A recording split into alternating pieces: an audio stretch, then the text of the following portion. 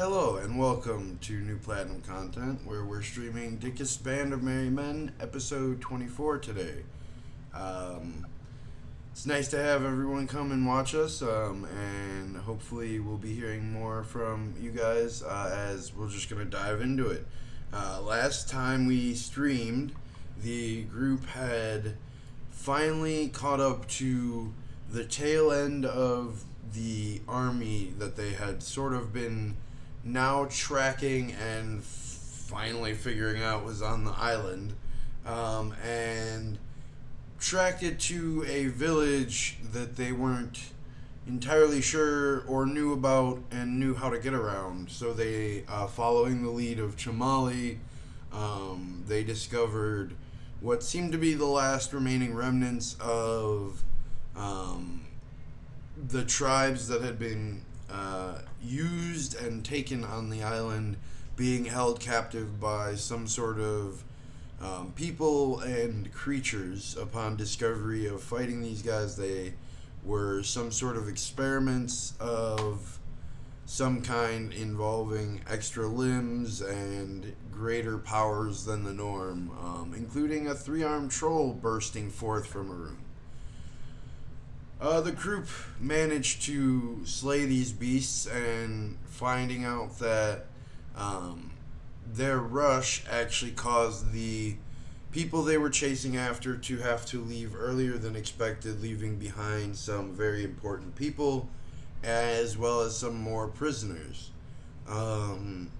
They found that the princess of the green folk, the queen of the queen of the green folk, the princess of the night, was captured and was not doing so well, was near death, as well as the queen of the Nexalons, whose city they were in at the current moment, who was tortured by Blackear himself.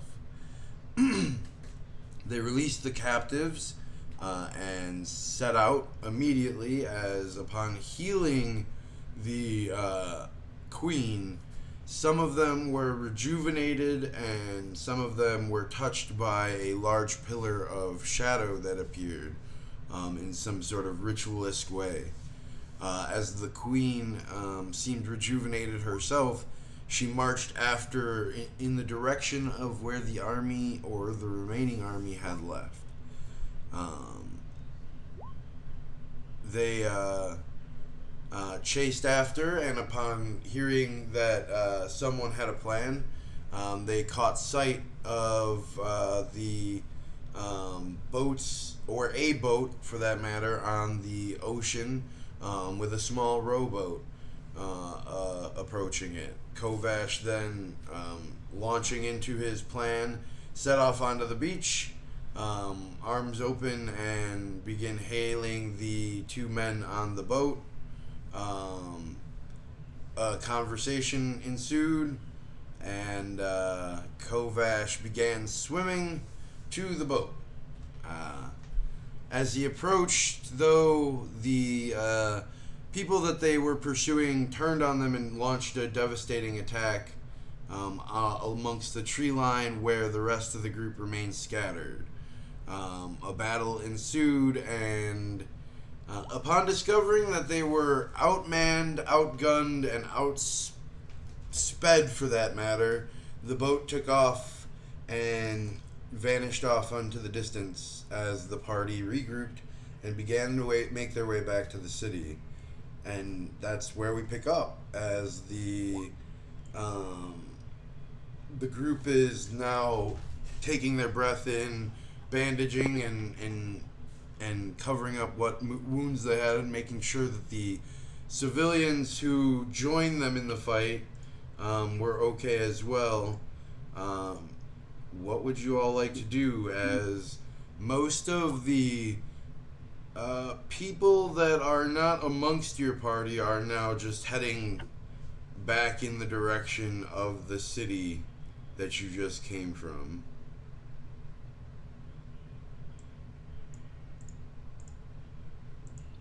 Well, we gotta deal with this Sorano thing that just happened, right? Well, and Are we just walking back to the ship? You mean, would remember that you believe someone messaged Gray But and do told I him. know that? I think you guys talked about it. I don't necessarily remember if it was in front of everyone, but I do believe you guys talked about it. It was in front of everyone. I didn't do it in secret. Okay. Well, we have to wait until tomorrow at least for the ship to get here before we do anything anyways. We might as well learn what we can.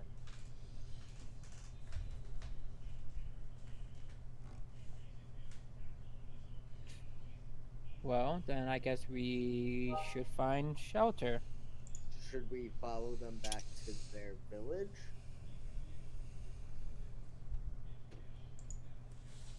I mean, Katra Sure. blew most of it up, but there's still a couple shelters there, I'm sure. Well, he didn't blow up the entire village. He just blew up that one section. It was only that area by the tree.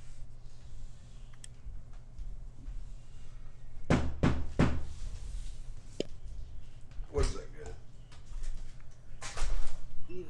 Either way, I say we follow them. Sorry, They're guys. gonna have more information on anything going on than any of us, and we need that before we leave.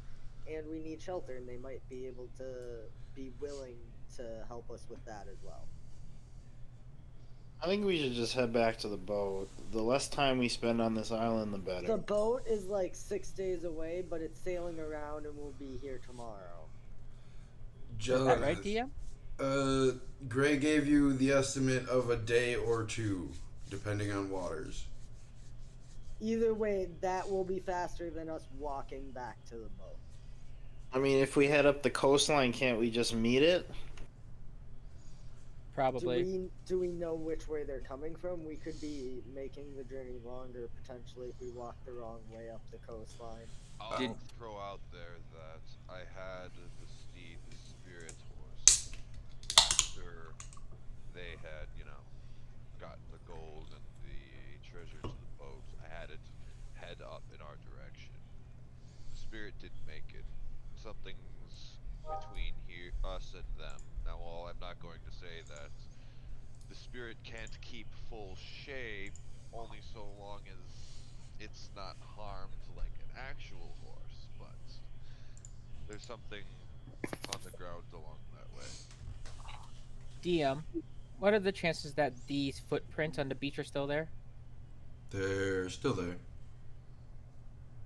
They're not humanoid, right? They're actually 4 claws or whatever Yes. feet. Do I recognize these from before? They're similar.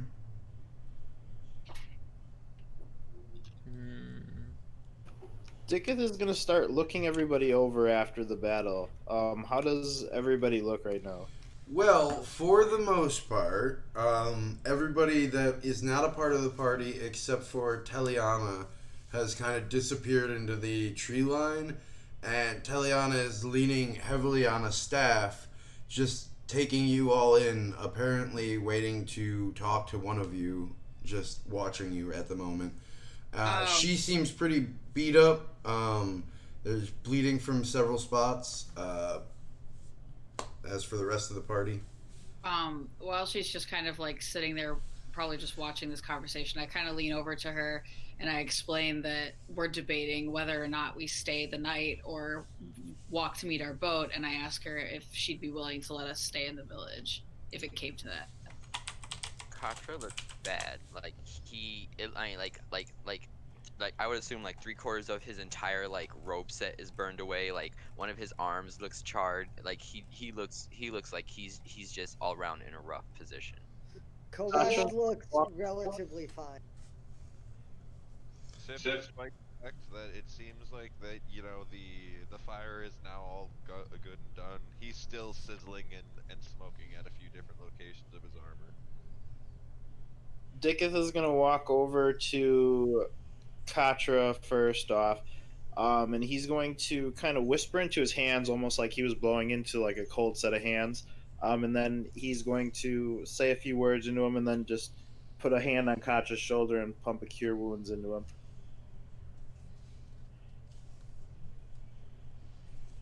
push to talk. Thanks a lot for that. Uh, Also, who raised their rude fireball throwing asses? Oh wait. um, interestingly enough, Bjolf, you feel a slight like double tap of two fingers on you, and there's this positive connection you immediately feel between yourself and Teliana, and she begins speaking common perfectly, no accent. And she says, "You're all an interesting bunch. The Queen awaits you. She would like to speak with you. All of us. All of you."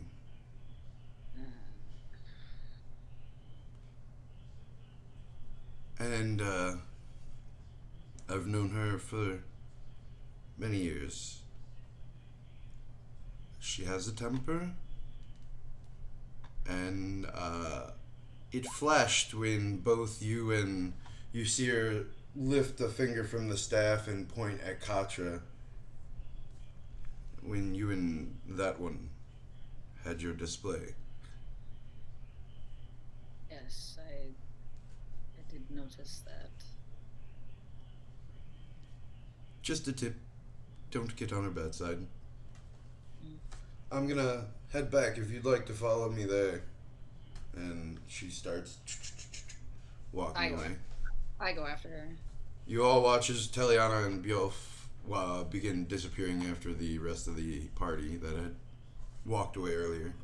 Well, I guess he's made up his mind. Are we all going to the village then? Those of you close enough would have heard Teliana speaking in common and say that. Okay. Away we go. Might as well. Right. To the village hidden in the leaves. Alright, so another few hours pass as you guys make your way back to the great city in the trees. And you guys actually kind of catch up to the larger party as they have Gren and the injured with them and have slowed down. But it takes you guys relatively quick pace, not much time to get there. And eventually you ascend to the uppermost level, an area where you haven't been before. This great city seems to stretch miles and miles in both directions, not only horizontally but also vertically. And you're led to the top of this city where there's three large buildings. Not very ornamental as they're still made within the trees. These three large trunks have been now used to create what look like three large temples side by side of each other. And you're all led into this central one that has now been darkened, and many of the things, including a lot of the artwork and some of the candelabras, have been tipped over. Not much is remaining. It seems a lot of it has been removed and taken out. It just seems like the bare, not necessarily expensive things were left behind. But the two queens gather behind the altar that is seemingly in the center of this chamber. There's a large dugout pit around it, and it's a tier or two above their central floor. But they step up to it and they turn to you, and the Queen of the Green Folk begins speaking to you. Matsti begins speaking to you all in Maztican, and she says, "The Green Folk and the Nexalons greatly appreciate everything that you've done for us. You've freed our leaders, you've freed our religious people, and most importantly, you freed what remaining children were still here. You didn't know at the time that the Black Stag, as you call him, had been holding internment camps in several sites around this area, and that's where, if you remember and recall, you saw what remaining people of the prisoners you freed dispersed. Um, you all have been invited to join us back at my capital, where we will host a celebration at the temple to Shara in honor of you. And she turns to look at Bjolf, Katra, and then Sif, all in order. And she says, "You three have been invited to join me in an attunement with Shar herself as thanks. She would like to speak with several of you, including the three I've pointed out." Cool. So she says that we are all invited back to a feast in celebration of us back at her temple, which I think is where we killed the evil tree. And you three are specifically invited to a attunement. This little sidestep as you kind of point at him is like you mean like Kovash or someone else, right? Not No, she pointed at Katra will also you, like you, backstep and be like, and "Are you. you sure?" Even after the whole, and he'll hold his hand and like you'll see like purple fire just like float, like floof out. Yep. She I would specifically think said your we- names.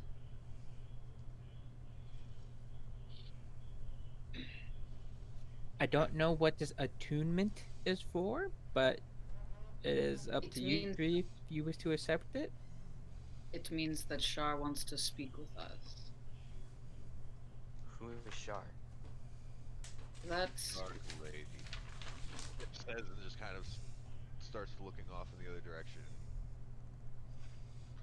Have I met her before? uh not exactly, but she has, I think, played a part in some of your life. Wait, but I've never met her before. No. But I think you're about to. Technically, I didn't meet Tempest until about a week ago. Gotcha. But Tempest is your go, Yeah. as in not a real person. She okay. Well, I mean, Sif reaches over and puts a hand on, and like attempts to put a hand on Katra, and it's like, Katra, just these beings, just respect, just respect. Otherwise, you end up in bad places. Sorry. I mean, it's not that I I mean, don't we're in a pretty respect bad them. place right now. I will speak up to the queen, Ilmastigan, and say, Queen Matsi, thank you for your kind offer.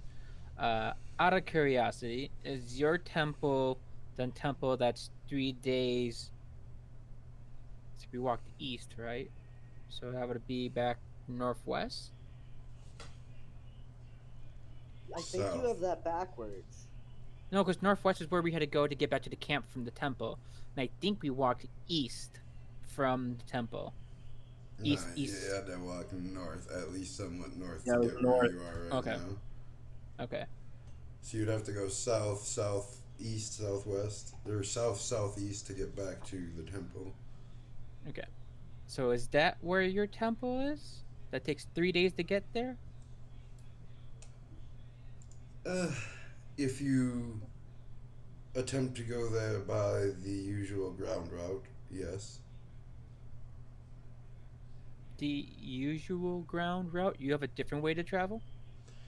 And she looks over at the other queen. The Nexilons have quite an inventive way of getting around the treetops. I'm interested. Okay. Because our boat is gonna be here either today or the day after, unless we somehow tell them to not travel here, in which Well, case won't they'll do just that. be upset because I'm pretty sure they're already on their way here. Yeah. Well, the decision is up to you. And she'll turn her gaze to fall on Bjolf for a minute before just turning to her handmaidens and her friend and beginning to speak in a low voice to them. I'm assuming tongue says we're off at this point. Yes. Okay, I say in undercommon, I'll be going whether or not the rest of them choose to. You don't see any indication of notice of what you have said has been accepted or rejected or anything like that. Mm-hmm. Jelena, can you ask her where we can find the bald lady? I'm right here. I'm pretty sure. Yeah, pretty sure. As I Oh. You point turn towards her. the You door, turn around as she's like been standing behind you this entire time. Yes. Um, My name is Serana again. Serana. I mean, we don't need He's to not do gonna this. remember. He won't remember it, trust me, Serana. He barely remembers who his allies are. I just wanted to know where we could find you so we could all talk later. You seem to want to talk to us too. I mean, obviously, yes. If we want to save the Sword Coast, that would be helpful. If what you're saying is true. I mean, you don't have to believe me. Don't we have to believe you in order to save the world? Well, yes, but then that equals your death, and as I'm directly a servant of a person who's going to try to raise me into undeath, I guess that doesn't really matter for me. Alleged death. Huh? I don't know that this is where we should talk about all of this. I was just pointing out that we also need to talk to you later and wanted to know where we could do that. And I meant later today, not back on the Sword Coast. Well, I was just assuming that if she wanted to speak with us as urgently as she does, she would just follow along. right? That is bold of you to assume a queen's invitation extends to Okay. like. Back to the task at hand. Our friend Captain Gray and the crew will be here on these shores either tomorrow or the day after. According to the Queen, they have a way to get back to their temple in a relatively short time. But can we get back here again? Right.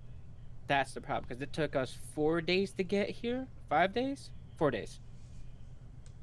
For Yeah, 4. So, in which case, timelines just don't meet up, guys.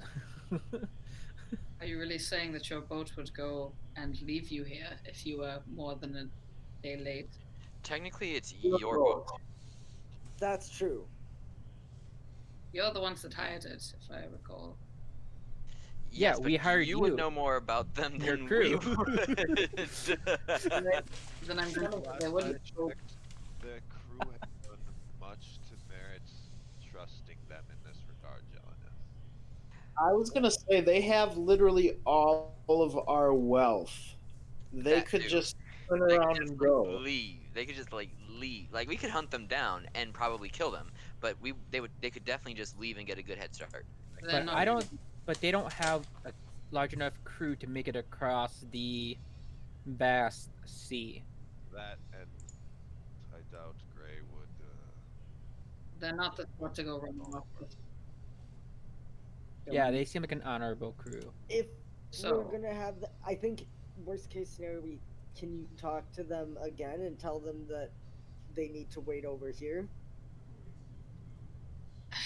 Yes, I could send them probably one more message before bed tonight if it's required. I mean, they won't be here today, so it doesn't necessarily have to be today. But Things considered, they still might actually be preparing the boat.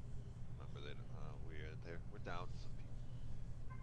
The coast is only about an hour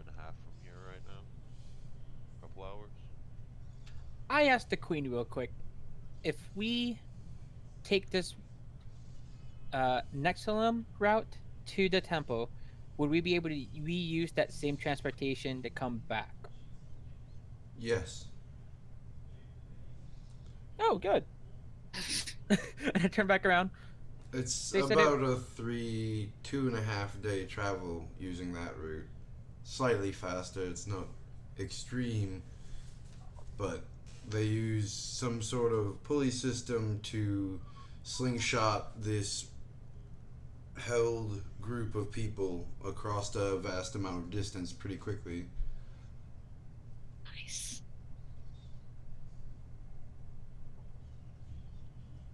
Interesting. Uh, so I turn back around.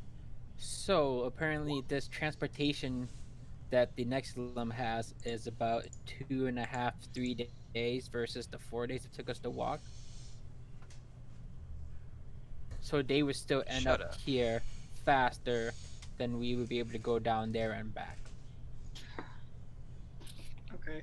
At So what that you're point, can we saying is tell we them should- not to come and we go to the temple and then back to the ship? Because that was only like 2 or 3 days away from the temple. Right, but they are probably already traveling.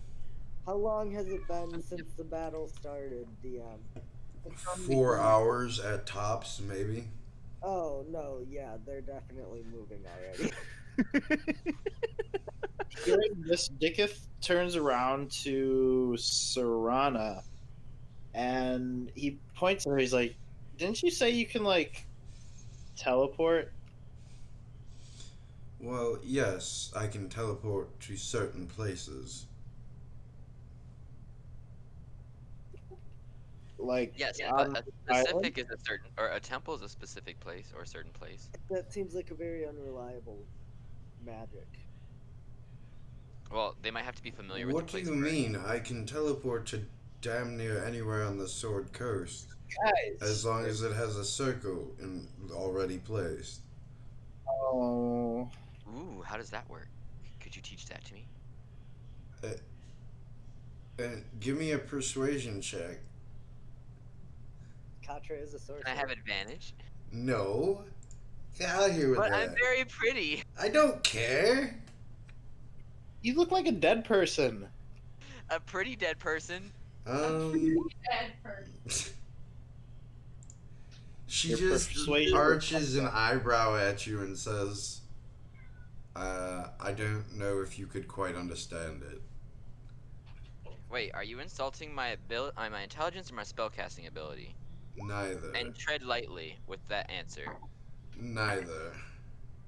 It is a complex and interesting layer of arcane wards, and you've shown an ability that isn't necessarily wizardly, let's just say. And you see Katra's brow just like set in a very like pissed off way, and like right away like it just melts back into like placidity. Okay. So I have a plan. Regardless, I have to get you to a specific point before we can get you out where I need you to go. Yeah, Kovash is right. That doesn't sound very useful. I'm sorry that an arcane place called the Doom Vault isn't accessible from everywhere. Yeah, what is that, by the way? Oh, we'll talk about it later. We'll talk about it later. Can we talk about this? Let's talk after about we're this done later. with the queen? All right. So I have She a plan. folds her arms. The dungeon master's not gonna like it, and before you ask, no, the dungeon master is not like a sex thing. Aw. So, Captain Gray is already on his way up here with the boat and his crew. They will be here in either tomorrow or the day after. It takes 2.5 to 3 days to travel down to the temple to where the queen wants to hold a feast for you guys and do this attunement ceremony, or just attunement. Wait, do we need a speech? She wants to hold a speech for us? Has anyone ever held a speech for anyone here before? No, she wants to hold a feast. Has anyone had a feast held here for them before? Like, I mean, I probably have. Is there anything that we have to do, or do we just like show up, stand there, and look dead? Yes, you will have to cut off your arm and give it to Shah as a sacrifice. Can we Oh. chop off Kovash's arm and give Kovash's arm as a sacrifice instead? I kind Yeah, of need you both of all mine for have to chop spellcasting. off. You all must chop off one limb. Anyhow, True, because I was definitely No. going to say I expected this celebration to be less violent than the feast that were held in my honor back You in the don't day. know But Shah apparently very well. that was pretty violent. either way, Sorry, Jonathan. I didn't mean to cut you off. Continue. either way, you guys can go with the queen and the other queen and the rest of his people to the temple. I can wait out here for the boat, get on the boat, and then navigate our way back to where we were before. So that way it doesn't seem like they're coming up here as a waste. I mean, they're only 4 hours down the coastline. I could just send them a message telling them to lay anchor now, and they wouldn't be that far from where we left them. Here's my slight problem with that, though, is we don't know exactly where they would be, and this jungle is pretty easy to get lost in. But I can fly. You can fly. You can fly. Exactly, so he'd be able to fly above the tree line and tell us where the boat is. If we can't get to it, And he points at Bjorf. What he said. And then Jonathan has a whole friend that's a panther that can like go through the jungle and like pathfind us away. Not only that, but there has to be a path to the coastline somewhere. Worst comes to worst, we come out on the beach, walk along it until we get to the ship. There's sexy time in there somewhere.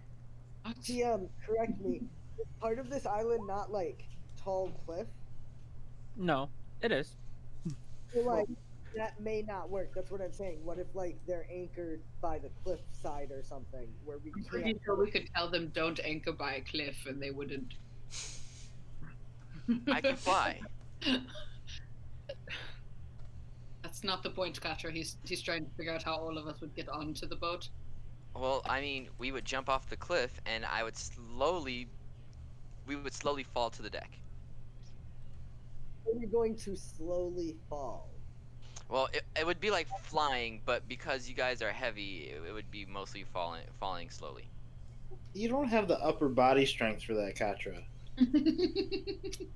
I Yes. like Gelamus plan. But It makes sense. flying is magical. I don't need strength if I'm flying magically. And worst case scenario, those of us on the ship are waiting for 2 days on the ship for you guys to get back on the other side. Or whoever wants to go and join in the feast.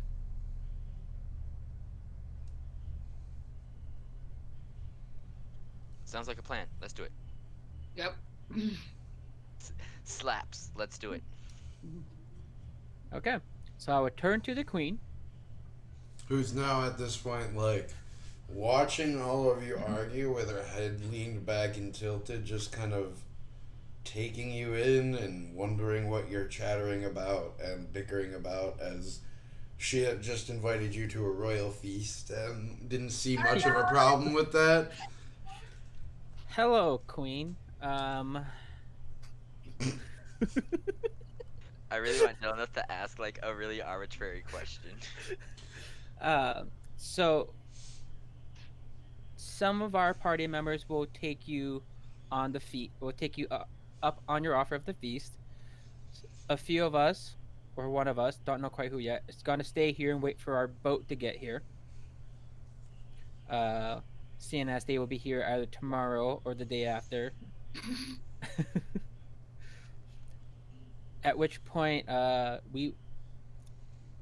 that's the plan. So some of us are gonna go with you to the other to your temple for the feast. I don't know if they're gonna go for the attunement. That's on them. But yeah, we're splitting up the party. Is she offended? I got a nat 1. Plus 4 or 5. not. She doesn't seem to show any emotion. An eyebrow does arc a little bit, but she does just seem to respond with, interesting. I could easily leave, as you know her, Teliana. She can speak with your Captain Gray, did you say? Yes. And when she like arcs the eyebrow, Katra like thumbs up and then turn it into a wave. That way all of you could join, but if that's something you wish, so be it. But make your decision quickly because we are leaving for the temple soon. I bow. I turn around. All right. So who's going with her? I guess that would be me.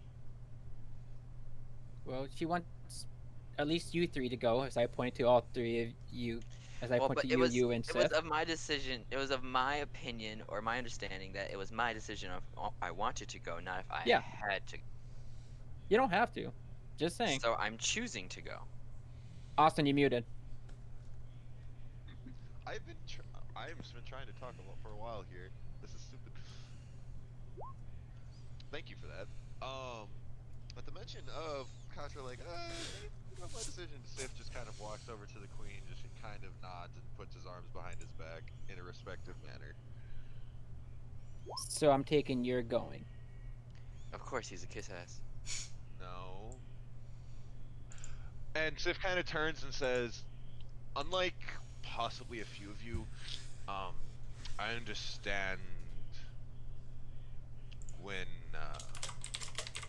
authority comes and asks to come to dinner or to a temple that you generally go.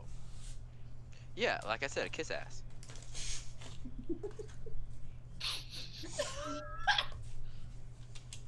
I think you guys are forgetting he used to be a king. It's called respect, Katja. And Sif will wait for the queen to go. All right. Anybody else?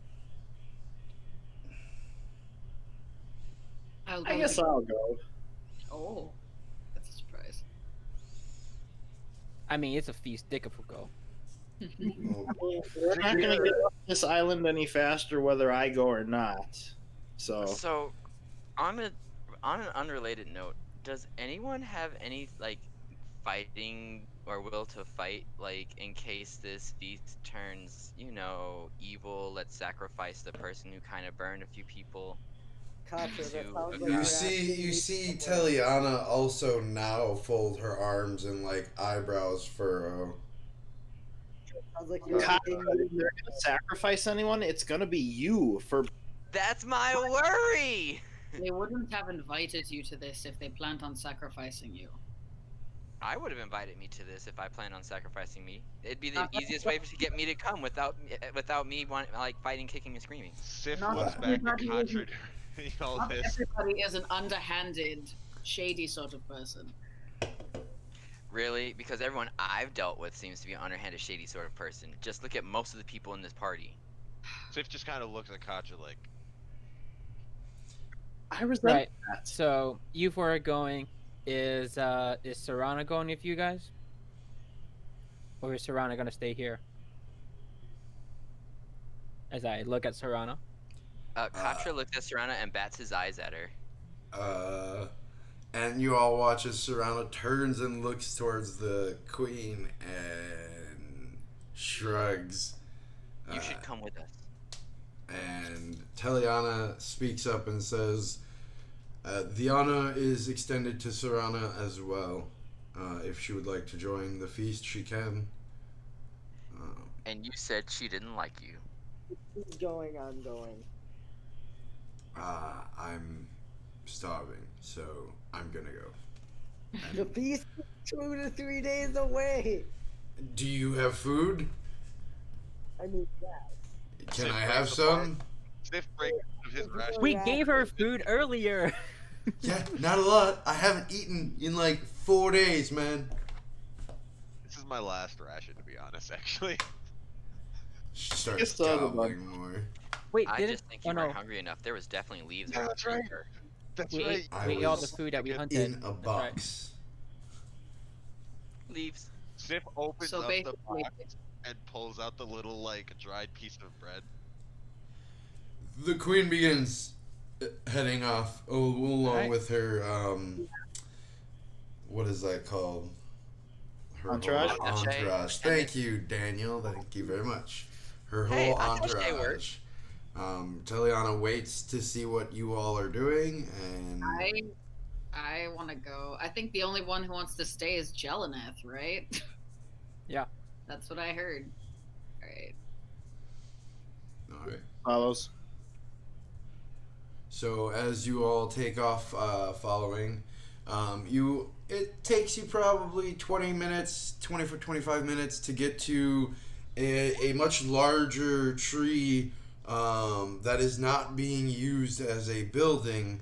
As you see, a few, probably 10 feet off the ground, there is a semi half platform that has, you see a thick rope shooting down off of it into the tree line and disappearing off into the distance.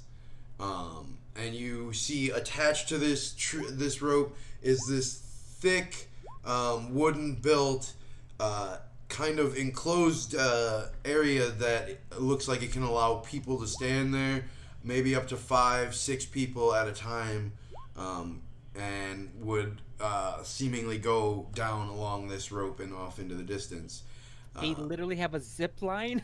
Yeah. And you watch as the entourage, most of the entourage except for Teliana, gets onto it. And you see, as you've been walking towards this, by the way, you have seen people start showing up into the city. Much of them looking very similar to that of Cthulhu, Queen of the Nextlands. You see many people that are these taller, angular, lighter, skin toned, returning to their homes and picking things up and seeing you and bowing as you pass.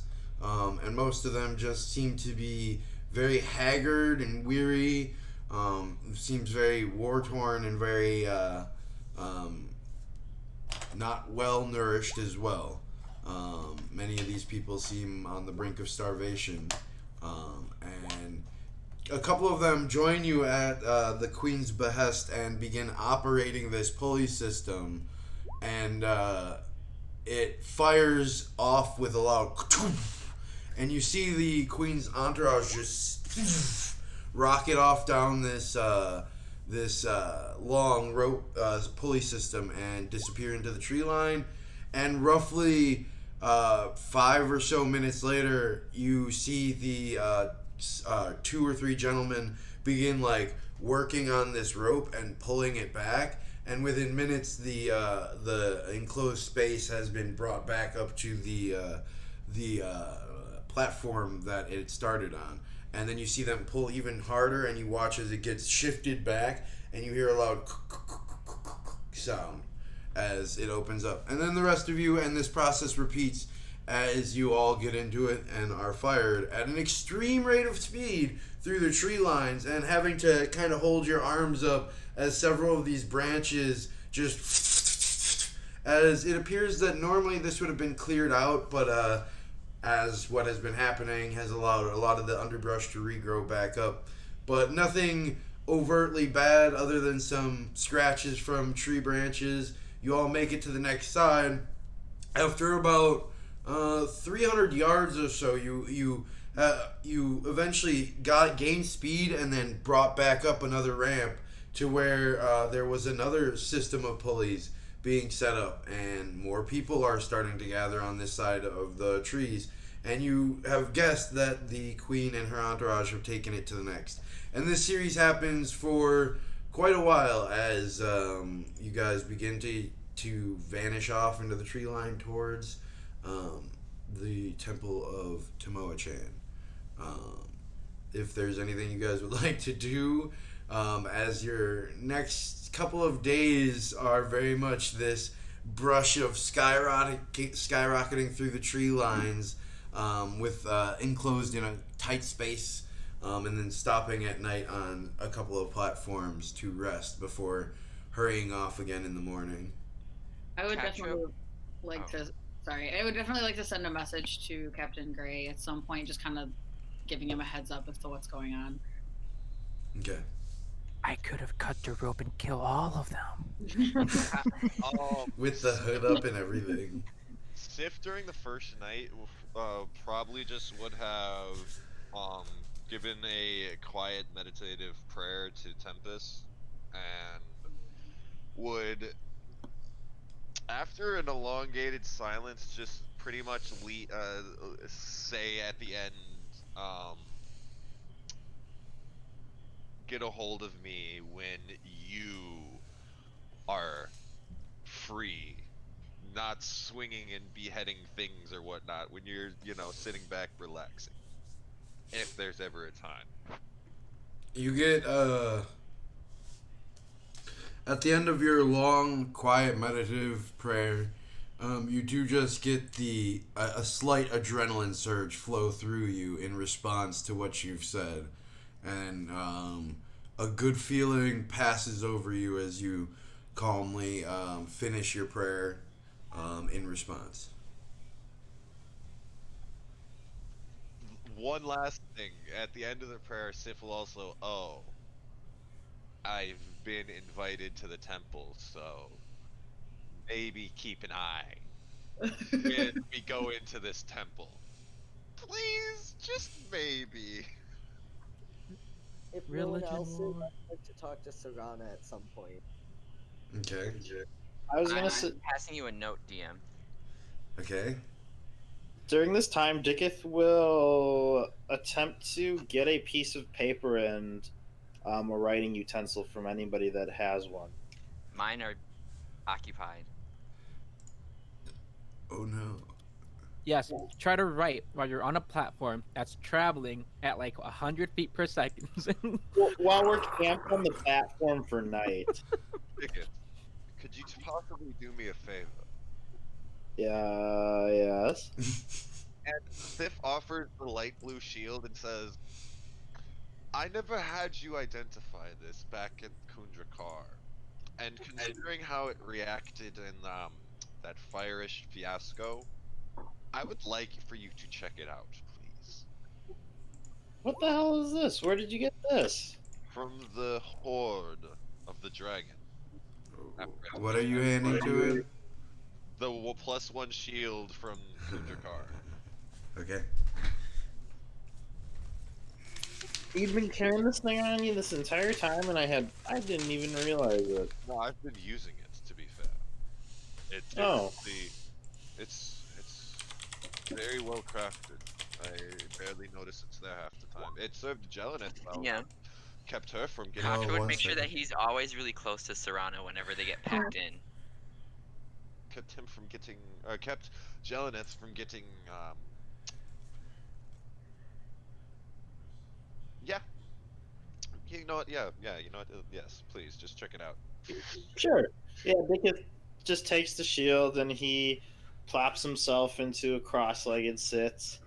And he sits there whistling his little tune for his 10 minutes, running his fingers over the edges of the shield. And then 10 minutes later, he gets this like look in his face, like whoa. And then You learn, Dikuth, that this is a +1 shield. And as you look over it and your magical eyesight grants you the history of this item, go ahead and give me an Arcana check, please. Oof.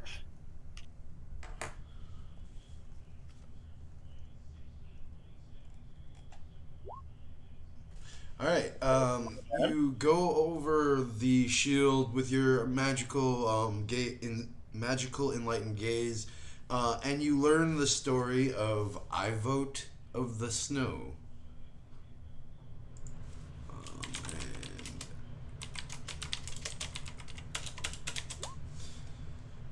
I vote of the Snow was a great paladin of Tempest around 470 years ago. He was known specifically for his dragon slaying. He had a kill count of up to what was recorded 6 dragons, all of the chromatic color, and was lost and not heard from after going after his 7th dragon. And that's what you get from the item. Dikuth will go ahead and relay this all to Sif. And then he'll give him a pat on the back and he'll say, "Shield's meant for you, bud." Sif just kind of blinks and thinks for a minute at the 7th dragon part of the story. I doubt that was the 7th, which means...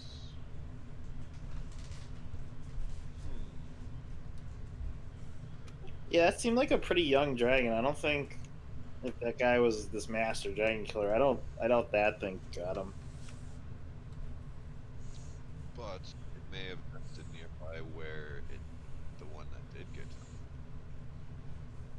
That's true. Dikuth shrugs. As Sif nods, pat Dikuth on the back, and at the same time when he does that, it just kind of like, so glad you're still here, Dikuth. Me too. This is fun.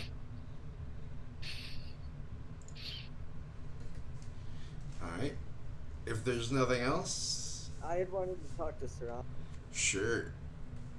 You see her kind of nibbling on what a leftover ration that she saved from Sif giving her the leftover remnants of it as she's sitting around this brazier that has been lit for you guys. So, you said Vortigern took this Doom Vault. What does that mean? I mean, I would rather not explain this more than once. If I could explain this to everyone. The others seem preoccupied with the celebration, and I mean, Katra's right there. Do you want the quick and dirty? Katya does lean Give over. me what I need. I like to be realistic about these things. Basically, Vortigern has taken something that was essentially empowering and storing for certain individuals of leadership on my island, and has gotten them to convert it into some sort of power transistor that he is now sucking off of. So that's where he is. No. No one really knows where he is right now.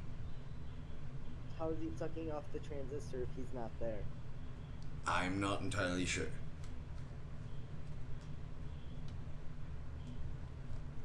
I run the gatehouse. Okay? I am not told information as a security measure of the Doom Vault. I allow who goes in and what comes out. So you let him in. I didn't really have a choice. I would rather not be turned into an undead wraith or something of that nature. But didn't you say that that you worship somebody who is gonna turn? I don't worship him. You follow him. You're mad. I don't necessarily follow him either. That's a cover for now. That's why I've come to you.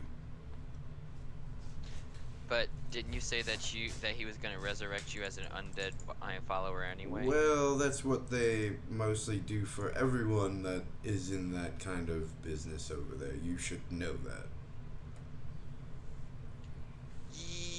I mean, yes, Regardless, but if you you're gonna, always have a choice. What's the difference between being turned into undead later and being turned into undead now? that one. I had a chance to get to you to make neither of those options viable. Yeah, and why did you come to me/us?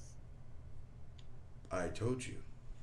And Katra will like like wink at her and like raise her eyebrow and like gesture towards Kovash. Yeah, that doesn't really track though. If you're from this island nation, from what I understand, we just like even if it was 2 months, how did you hear about us? Even in 2 months, we're nobody. I told you already, my speciality is divination. I didn't hear about any of you. I saw it.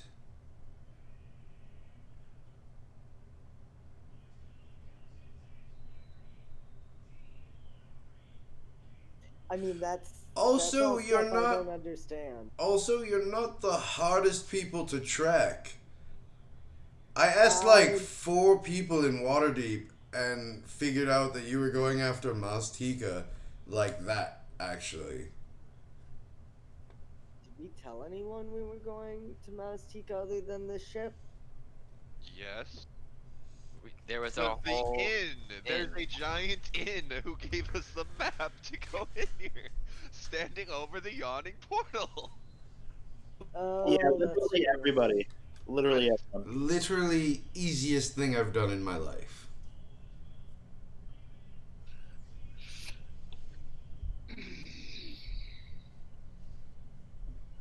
I You don't leave know. quite the impression on people, Kovash.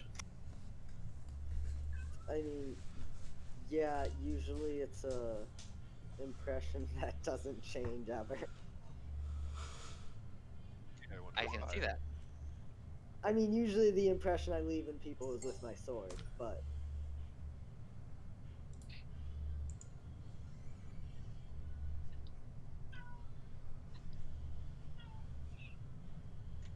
I don't think the Black Stag, has any interest in us. I think they view us as a non-threat based on what Serana says.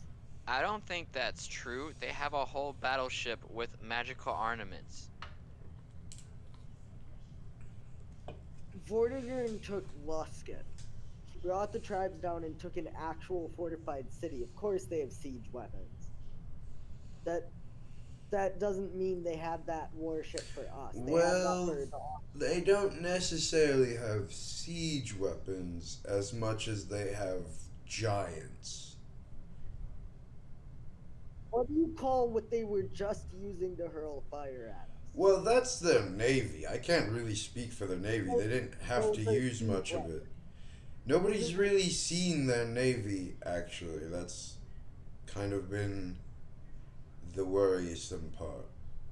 Yeah, if they're heading south after Luskan, next is what, Watery Deep, Silvery Moon? Neverwinter.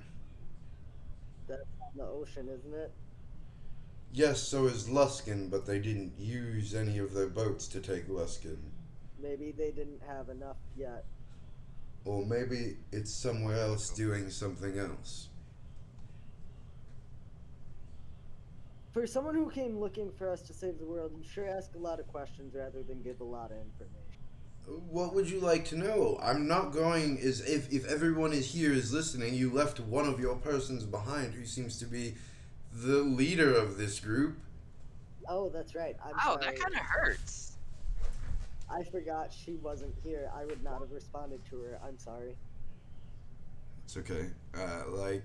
I was expecting to go to this feast and then explain everything to you all once we've gathered. But if you would like, I can go over the whole history of the Doom Vault now, and I don't think we're And here Kasha to learn shaking his history. hands I and think we shaking need his to head know what's going on and where we need to go. well, we need to get to the Blood Keep. Hang on, opening notes. Oh my god.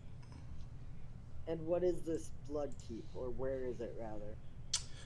Well, it's actually the Blood Gate Keep. My apologies, but it's no longer standing technically.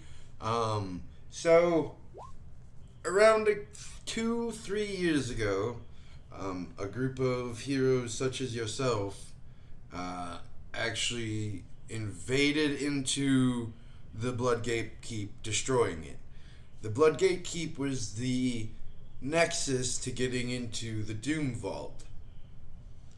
However, I built my gatehouse quite well, and even though the keep is in ruins, my nexus still stands. And through it, the Thayan resurrection has begun.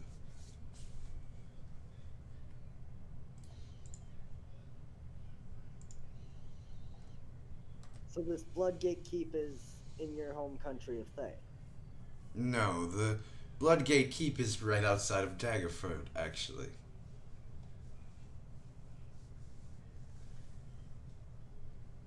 I'm so mad Kovash would never have been south enough to know Daggerford. You can't ask anything about maps. Yep.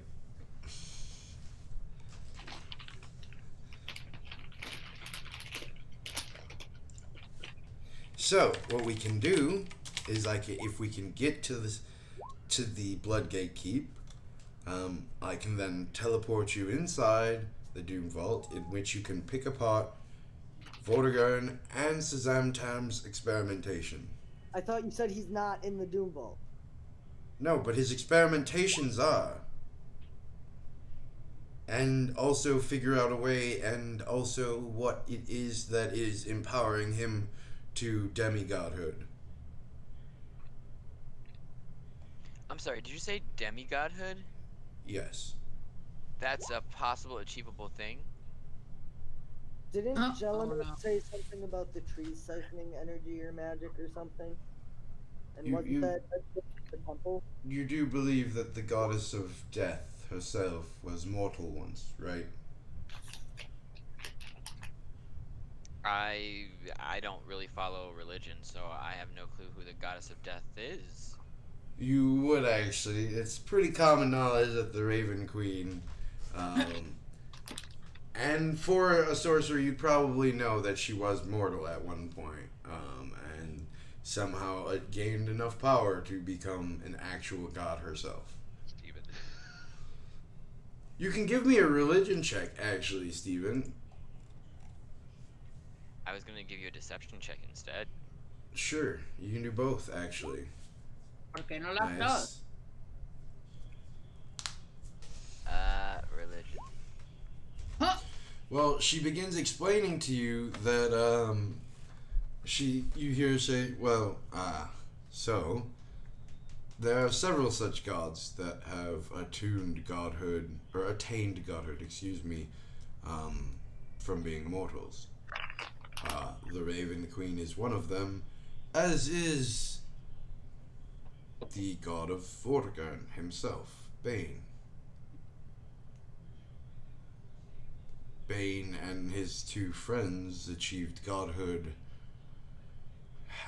No one necessarily knows the means, but it is told through such treachery, backstabbing, murder, and such that the three of them attained their godhood.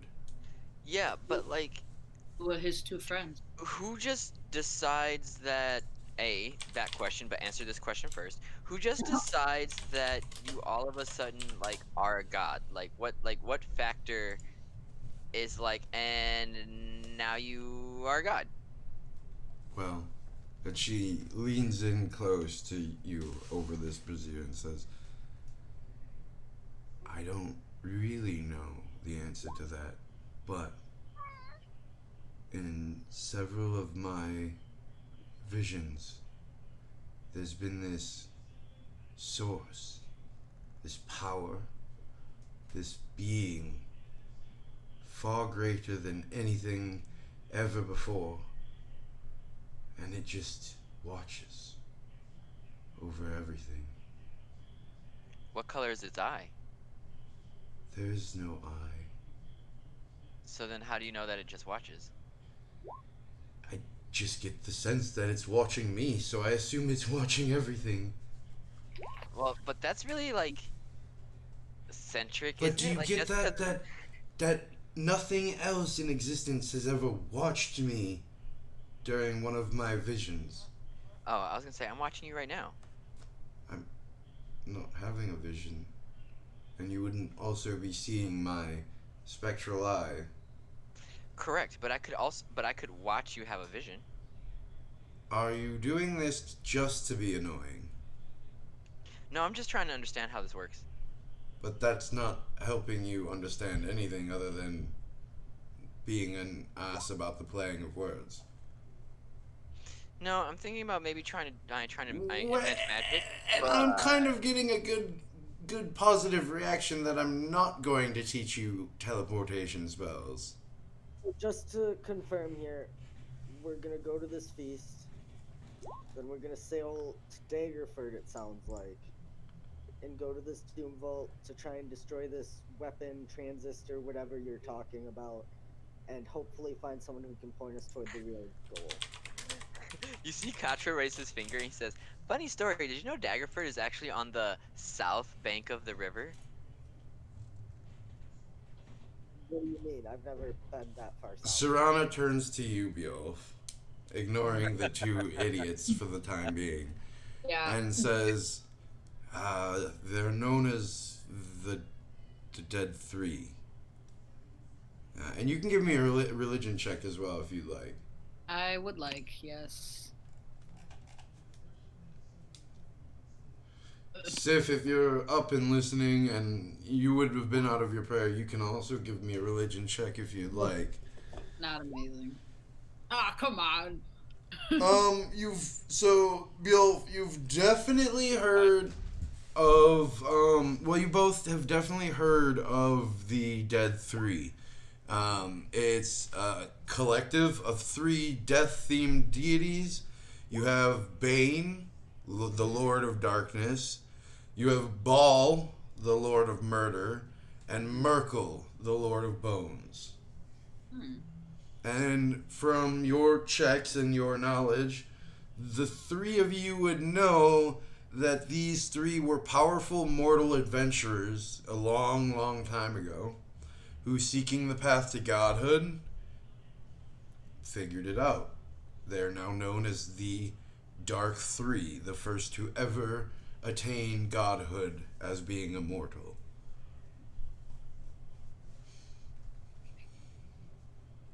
If you could throw the spelling of those. Oh, names, sure.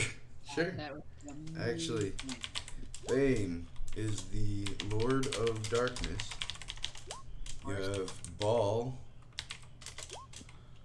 Lord of Murder, and you have Merkel, Lord of Bones. Thank you. Well, the funky spelled one.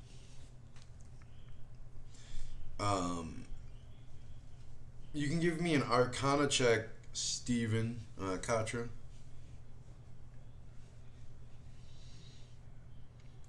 Lost my character sheet. Oh, it was just invisible. I also didn't mean to double click that.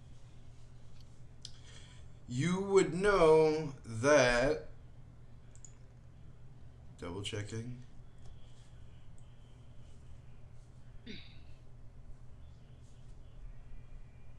Merkel, the Lord of Bones, about 100 years ago, was slain by the mortal mage Midnight.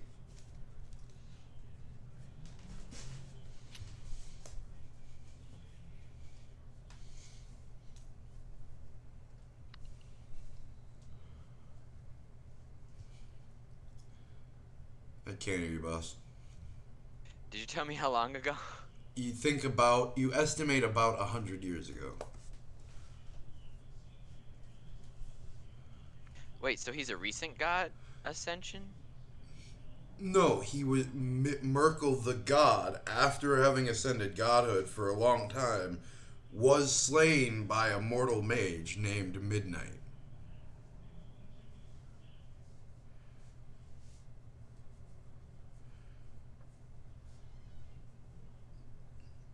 Thanks, got it.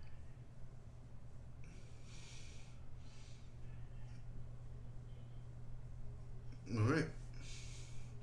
And she says, so, Bane, apparently having tasked Vortigern with ascending to godhood himself, has granted him powers and allies and ways into the hearts and minds of my leaders, as well as several people across the Sword Coast. And if we don't stop the Doom Vault soon, the Dead 3 becomes 4, and 4 unbalances the odds. Wait a second. Who's the fourth one? The 4th would be Vortigern. The guy with rage issues wants to become a god? She literally just said that, Katra. She literally just said that Bane tasked him with finding godhood.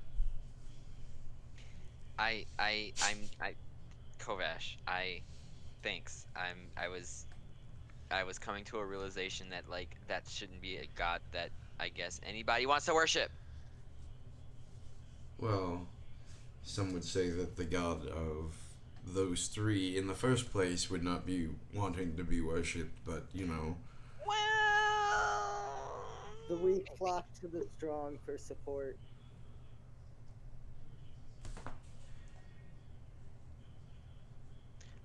I'm not saying that he's right. I'm saying that, like, I definitely enjoy the fact that he's around a lot of days.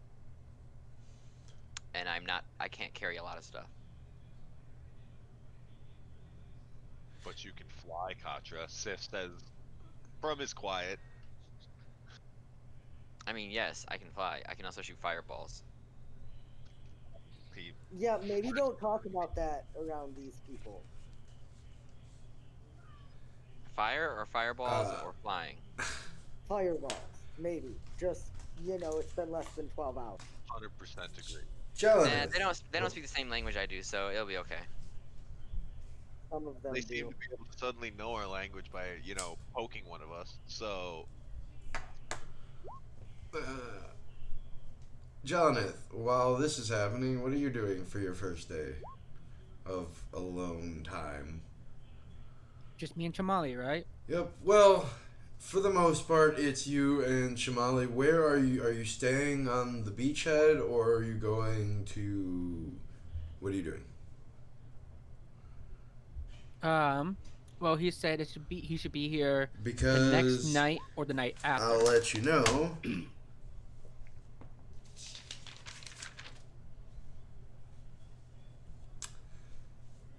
You are not alone, in fact. Okay. After having watched several of his people disappear into the jungles, along with several of your people, Did the old man stay with you me? watch as Gren, the overzealous old man, turns and looks at you and says, "Oh, pretty lady, looks like it's just me and you." Pretty lady. Lovely. What's his name? Gren? Yeah, Gren. Well, Gren, looks like it's just us. So I think. See, this is the first night, right? Yep. So I suggest we get ourselves some dinner. Get a fire going. We're going on a date. Oh, so you're proposing to get dinner? Excellent, excellent.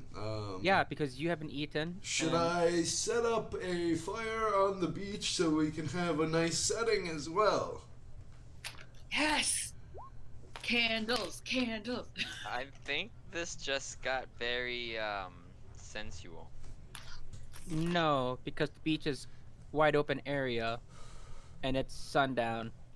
So if anything, we should probably have a fire somewhere in this area, because then we are 1, enclosed. 2, we can keep an eye out on any kind of danger that approaches us. But we can watch the sunset. Hasn't the sun already set? It's starting to. It's pretty much like halfway through it. I also need to get food before the sun goes down. So, if you want to get started on the fire, you can do that, Gren. Chamali and I here are gonna go find us some food. Okay. Unless you're a vegetarian. No. I mean, Alright. I eat vegetables, but I'm not specifically a vegetarian. All right. Let's go, Chamali. Alright. Go out, find. So yeah, easily enough you gather food and supply, or well, not supplies, but food and vegetables and roots and herbs to feed and make a decent enough dinner for you and Gren. Upon returning, you see a nice fire built up alongside like several like layers of like leaves and mats that he's laid down. Not mats, but leaves and like vines and underbrush to make like comfortable sitting areas. And he's just sat down on one with his cane over his lap as he's watching as you walk up. Ah, welcome back. This is pretty nice, Gran. Well, yes, anything for a beautiful lady. Well, thank you. Why don't we get started on dinner? I believe I owe you a story, don't I? Aye, you do. So I'll take the game, I'll skin it, I'll get it going, get it cooking on the fire. I don't cook all of it. I keep some of the raw meat for Chamali to eat, cause that boy, Hey, hungry boy. Hungry boy. handy boy. All right, Gran. Where do we start? From the beginning, I assume. So, my crew and I, well, not my crew, Dikuth's band of merry men arrived on this island 2.5 weeks ago. Is that how long it's been? We arrived here about 20 some odd days ago, on a journey to find treasure and particularly a tree of corruption. We made our way towards the temple of which we believe the tree was in. Would you have known there was a pitfall and we all fell down, and then we spent about a day or two trying to make our way out of the temple from underneath. Surprise, surprise. Made out of the temple, found out where our tree was. Realizing that we can't quite take it on quite yet, we decided to head back to our boat to gather supplies and maybe bring more crewmen to help us take care of the tree. And on our way back to the boat from this temple, we came across Zoltek, the giant jaguar. Do you know of Zoltek? I mean, the Nexalons worship him as their primary deity. But I thought Nexalons were all about dogs. No, that's the dog people. They're further north of the Nexalons. They come from the deserts of Mastika. Okay. Well, either way, so this jaguar is like, "What are you doing in my area? Blah blah blah." What are you doing in my swamp? I'm sorry. And we're just like, "We're just trying to take care of this tree, sir." And he was like, "Well, if you take care of that tree, I will provide you safe passage through my area. Otherwise, I will eat you for dinner." Sounds about right. At this point, Chamali's probably giving me a really weird look because that's definitely not what he said. Yeah, Jamali's head is just tilted to the side. So we made a deal with Zoltek. We take care of the tree. We get safe passage throughout his entire area. So we go back to our boat. We have a night of relaxation and supply preparing, and then we head out the next day back to the temple with some crewmates. We get to the and as we approach the temple, we came across a small group of people who were mostly killed already, except for your grandson, Chamali. Grandson? Nephew? Grandnephew. Grandnephew. So even further removed. So we came across your grandnephew, I have a big Chamali. family, what can I say? He sounds proud of himself. He does look pretty proud of himself. So we rescued Chamali, we bandaged him up, um, and we told Chamali that well, he believed that he was to be the last of his people because he believed that all of you guys had been killed already. Which is not that far to assume, seeing as it has been at least 3 to 4 days since he has seen you guys. And who knows what the Black Stag guy was doing. And so I told Chamali that if he is the last of his people, then he needs to realize that his people are not dead and that his people live inside of him. And so he should do his best to honor his people. And so he decided to join us on our journey to kill the tree, which will bring, hopefully, honor to your people and your tribe. So we went in to try and kill this tree, and in this epic battle of hardship and blood and sweat, Chamali was struck down, sadly.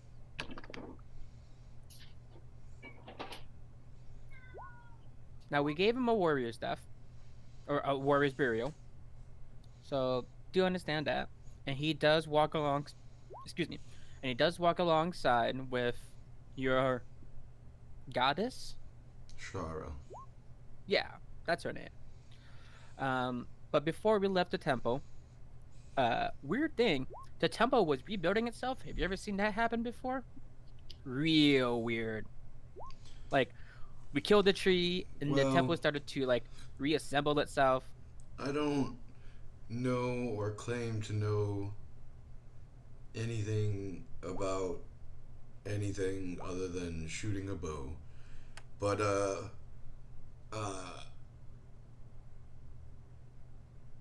when Jurgol betrayed us, the tree grew faster than anything we had seen, and the monsters that came from the corruption was far stronger than anything we had fought before, in combination with Black Stag.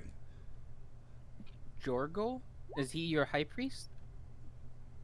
Jurgol was the high priest underneath the Princess of the Night, and he had, I guess, made some kind of deal with some overlord and ended up corrupting our very shrine that he served and promised to protect. Excuse me. Anyways. Interesting.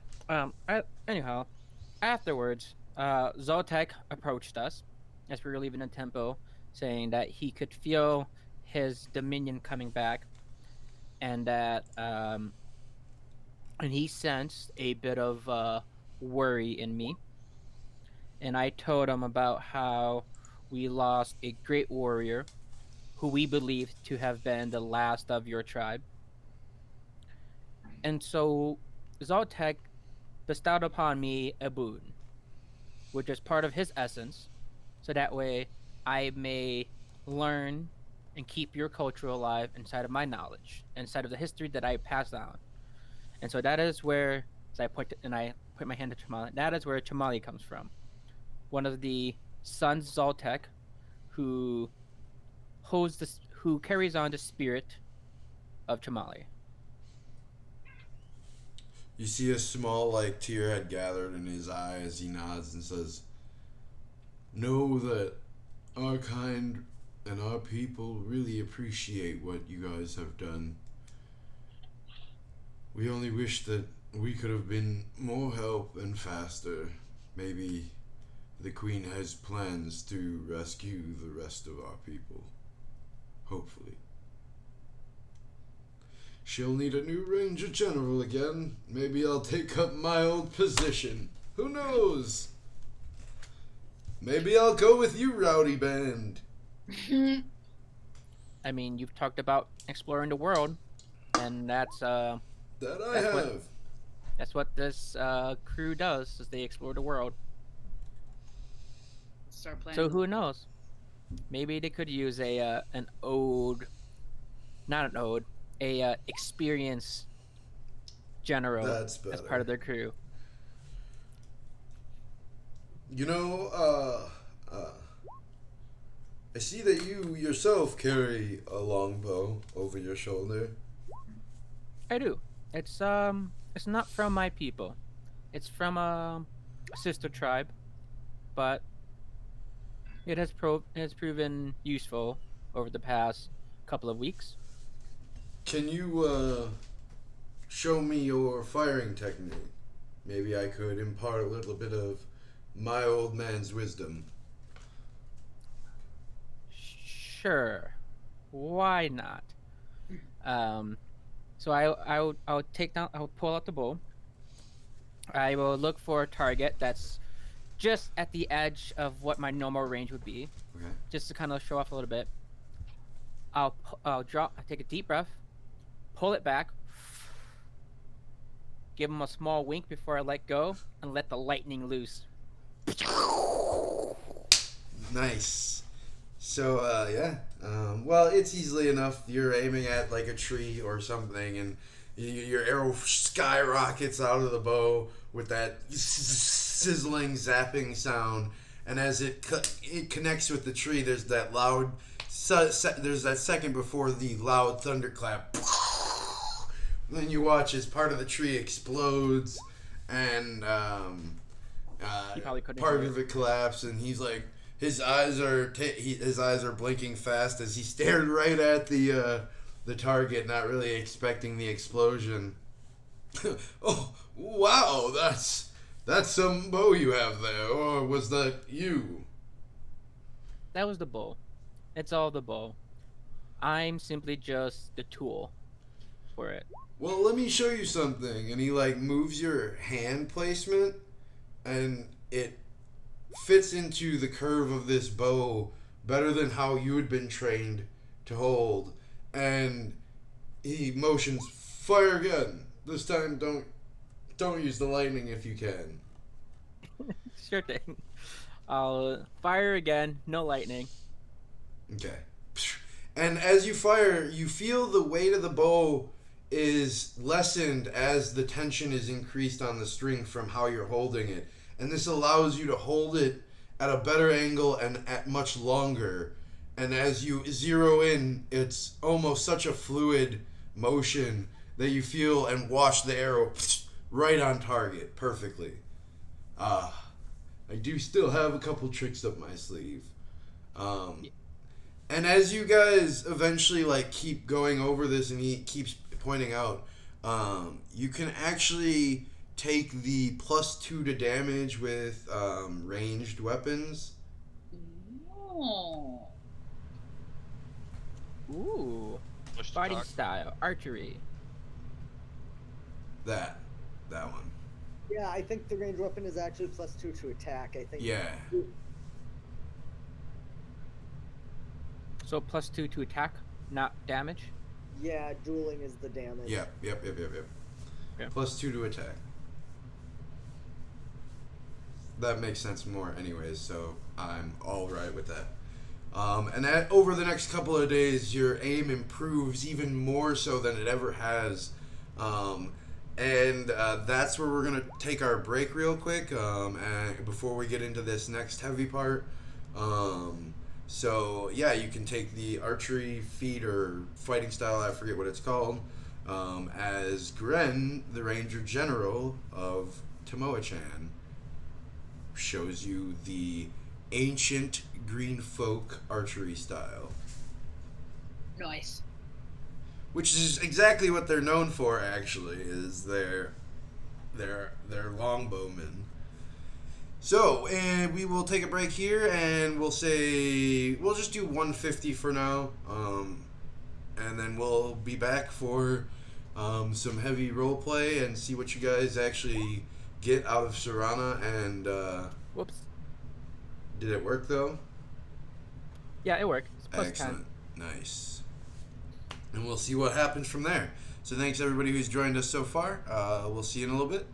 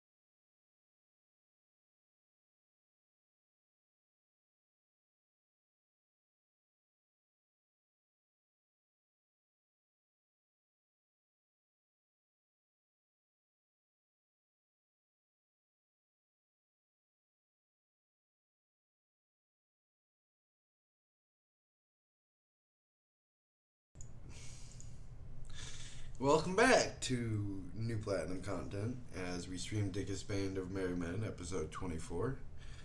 Last we left off, the group had taken off with, besides Jelnith and Gren, had taken off with the Queen of the Green Folk and her entourage, as well as the Queen of the Nexalons, as they made their way into the greater city of the treetops and on to the city of Tomoachan. Um, as they made their way, several conversations happened, including figuring out some more information from Serana, as well as Jelenith learning a trick or two with her longbow. Um, and that's kind of where we're going to pick up. Jelenith, I believe you said you did have a question that you'd like to have asked Gren. Yeah, I wanted to ask Gren if the other tribe members were kept here on the island or if they were taken off the island when he said about rescuing them. From my understanding of what was happening, and mind you, I don't know a lot of common, um, they were moving all of our people off of the island to some other place. Got it. Okay.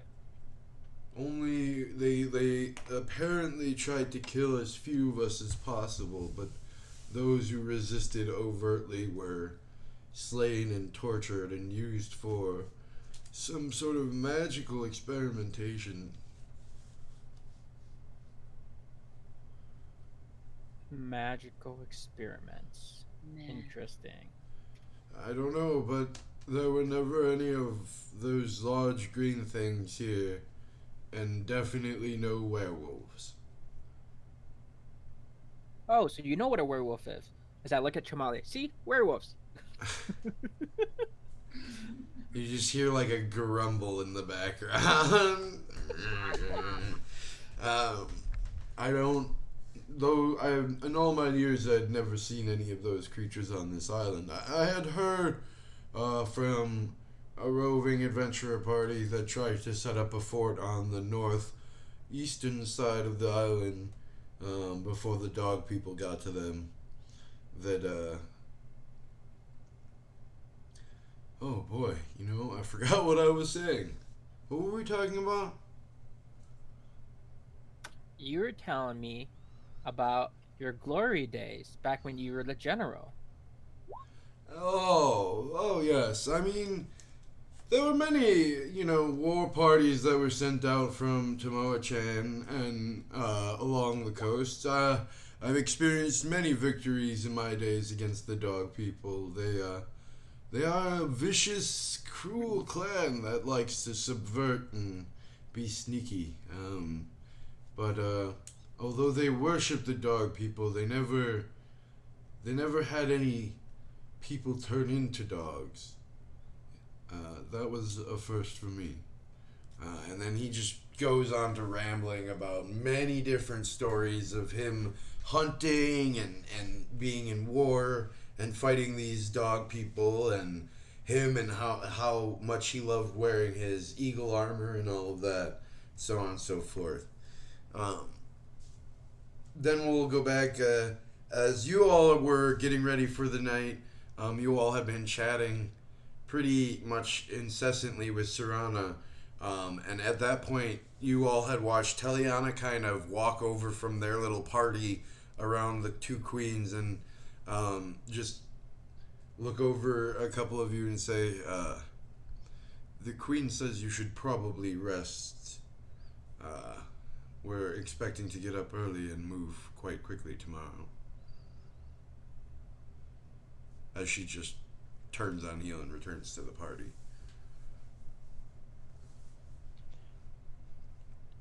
Did anyone check in with the queens? They seemed very,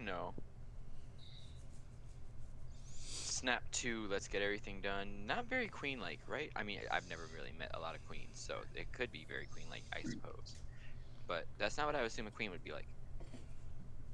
What did you expect one to be like? Yeah. I don't know. Like, they smile and wave a lot, and they're, like, regal, and they, like, I don't know, not, like, snippy and from one place to another and like just not Queens talk are to. important people with things to do, Katra. I think they're more used to asking people to do things and then they do it immediately instead of lollygagging around and arguing amongst themselves. Oh, that's not realistic at all.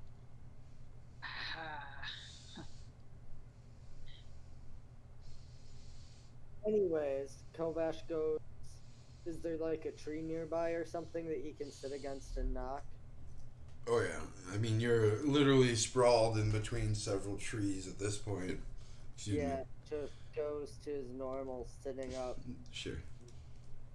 And in case anybody, unless anybody else wants to do anything, we're gonna kind of zoom past these next few days as you trounce through the forest through these extremely quick, very unsafe seeming. Um, I can't even think of the word that I'm trying. Zip line. Zip line. Thank you. Through the forests of Mastika. Um, the second day nearing nightfall, Jalanith, you see a ship on the horizon. Well, not on the horizon, but coming around the horizon from your point of view, around the edge of the southern tip of the island. Do I recognize?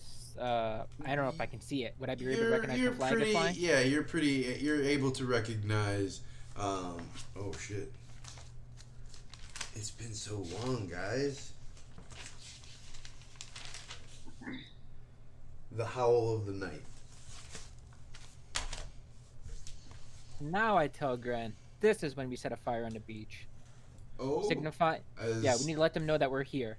who know what? What?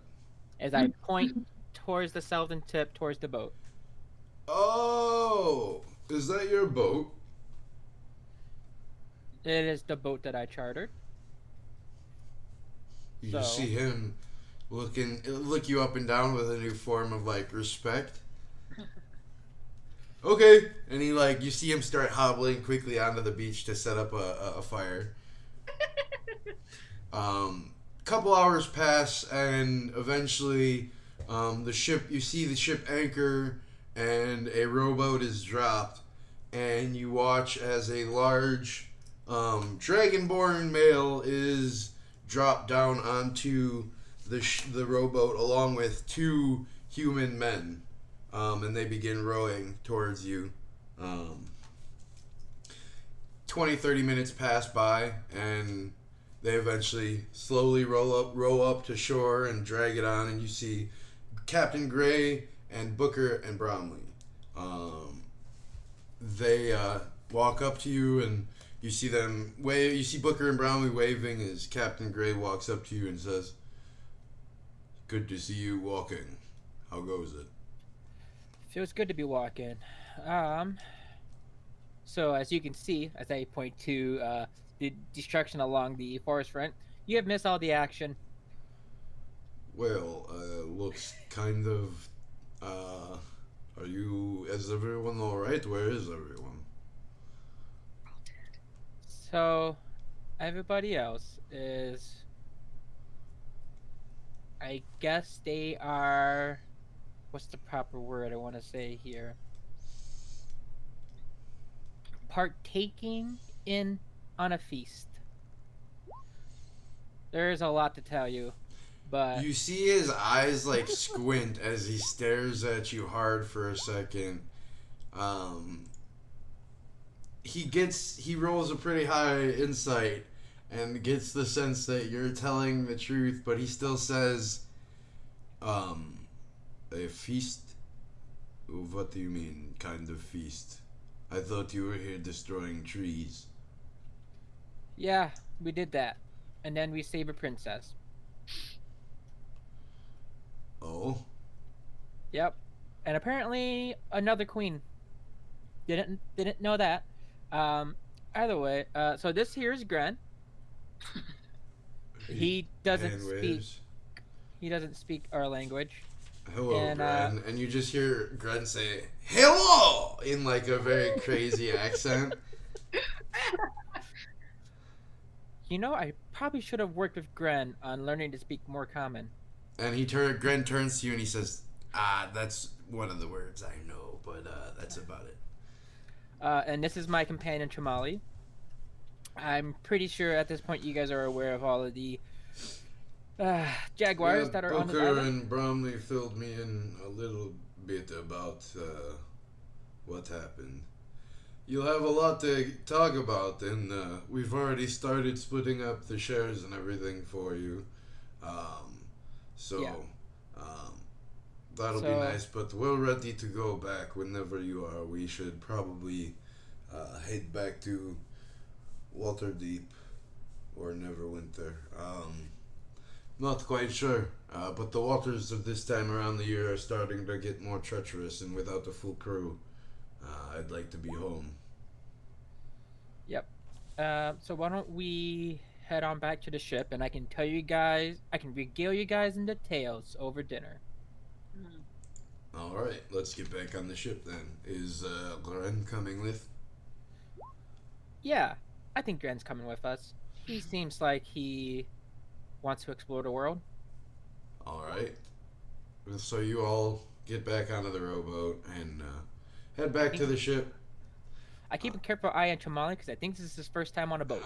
Yeah, so Gren actually volunteers to row, and you watch as old muscles come back to life as he starts flexing these large arm and shoulders that probably over a lifetime of shooting a bow has just retained this musculature and starts pushing alongside Booker. And you Wait, guys... did we just find our Iro? Shamali does seem very wary about the boat and boats in general, it seems.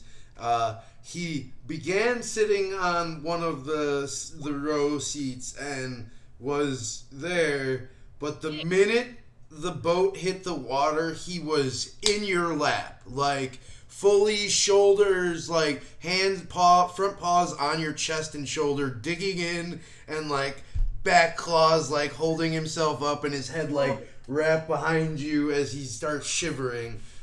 He does not appear to like whatever it is that is happening, but you guys make it to the ship pretty easily and get on. Getting Chamali up the side of the ship was quite an experience, but through Gren, Gray, and yourself hauling him up, you were able to get onto the ship, and you do see the remaining crew that you haven't seen in a long time. There's Marius, you have Valdra left-handed, and obviously Eric Grimm is nowhere to be seen right off the bat, but you do see them all with weary smiles on their faces as they do see you climb aboard. And it seems that Valdra immediately takes a liking to Chamali and is treating him like a baby kitten and brings him down below and starts giving him snacks and everything. And it seems like a nice reunion. And you, for the first time, probably experience a hard, good night's rest as you just hit the bed and knock out, gently swaying on the ship. For the rest of you, sleeping in the air, in the jungles of Maztica, with only your rolls to protect you around a small brazier. It's a cold night, a hard sleep on your back, but you wake up at pretty much the crack of dawn from what you can tell, rubbing your eyes and eating what little food is shared to you from the handmaidens of the queen. A lot of berries and some small rodent-esque meat is handed out that has been roasted over the brazier. Enough to feed all of you pretty well, actually, as you guys, those of you who are perceptive enough or just generally pay attention long enough, see more and more people start filling the city in the treetops. However, as you started leaving, you watch as they all began descending the trees, and a large party has began a caravan style pack through the trees underneath you in the same direction towards Tomoa-chan.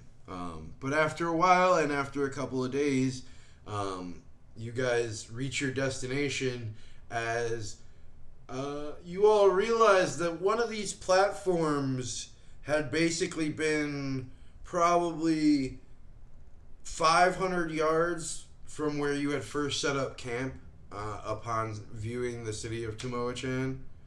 And as you all descend and get to the base of the city, you watch as it has already become a lively center of many people already gathering. Those of you who hadn't noticed before, noticed that all of the buildings and the temple itself seem like brand new structures. People are coming in and out of the small living quarters and buildings, carrying food around and equipment and supplies. And you see where you found the alive Chibali, a large table and banquet setup has been started to begin preparation. And as the queens lead you through the city, a large gathering of people, and by large, it's easily a couple thousand. But you notice that this doesn't even take up a tenth of the amount of room this city has, as many houses and buildings are left untouched for the time being. But as you do march through the city, many of these people gather in large swaths of crowds, and they part, and they all immediately go to their knees, heads to the ground as the queens pass and as you guys pass, waiting until the last of you even crosses before even picking up their heads. And you guys make your way all the way up to the banquet table and banquet hall, where you see banquet table and banquet setup, where you see the queen begin dispersing information to people and saying several rapid instructions before motioning for the remaining of you to make your way up the temple. And as you watch, one of the handmaidens of the queens, Kat, begins moving her hands in arcane ruins, or in arcane formations, and creating symbols in the air. And you all feel yourselves lighten and begin to float and pick up speed as you begin to follow the queen flying up the stairs, as both the handmaidens have now cast spells of some kind on you guys as you begin ascending the temple stairs much quicker than ever before. And you guys make it relatively to the top pretty quickly and safely, landing with a gentle step. And you notice that the entire shrine top has been completely rebuilt and brand new. The polished stone and granite seems to be chiseled perfectly. No holes in the ceiling or walls. The two large, magnificent doors coming together in the middle stand before you as large stone steps are in front of it. You all notice that many murals and paintings of significant events, you would assume, of battles of great sources colliding and causing great chaos and destruction, are painted along these walls, as well as what appears to be an ocean of chaos and power just kind of taking up existence on another wall. And as you were all brought up, you notice that the only people around you besides Serana and the rest of your party are the handmaidens, the two queens, and one man you've never met before, and Teliana. And as you reach the steps of the doorway, or as you reach the steps, the queen reaches the doorway and turns to you all before opening the door and says, "Saviors of Tomoa-chan, Saviors of give you my humble thanks and appreciation and offer to you the services of the Princess of the Night and invite you in to our holiest sanctum to receive Shara's blessing and take whatever favor it is that you may have asked of me. And she turns and opens the doorway. Teliana at this point has begun translating everything the queen is saying to you guys. And she says that and nothing else. Every time the queen speaks, she would lift her head, say it, and then lower her head again. And the queen turns and opens the door, and you see inside this dark space, as soon as the door opens, it is lit up by this dark purple hue. And you see the large bat again atop the altar, and it's not stone. You see that it is this deep purple gem entirely all the way through the statue. It sits glinting in this purple flame, creating a multicolored disco ball of array of lights, basically. And you see from left to right some kind of painting mural story that continues across all the way. And you could, if you would like, give me a religion check to try and guess as to what it means. But for most of you, it's not very understandable. Is that a religion? Mm-hmm. It seems like some kind of origin story, and some kind of story of love that turned to hatred, but you're unable to tell more than that. And as the queen steps behind the bat, you notice that she is actually taller than said structure and is hovering, like standing over it as she stares down at you and says, "Tomorrow, the three of you that I have pointed out will commune with me and Shara and be granted the questions you seek answers to. As of right now, I can only grant you what I have within my power. So if there is anything the peoples of Maztica can do for you, you have nothing to do but ask."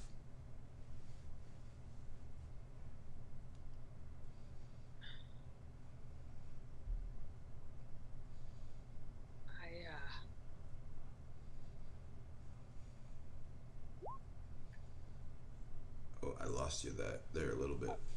He just said, I just want to know about her.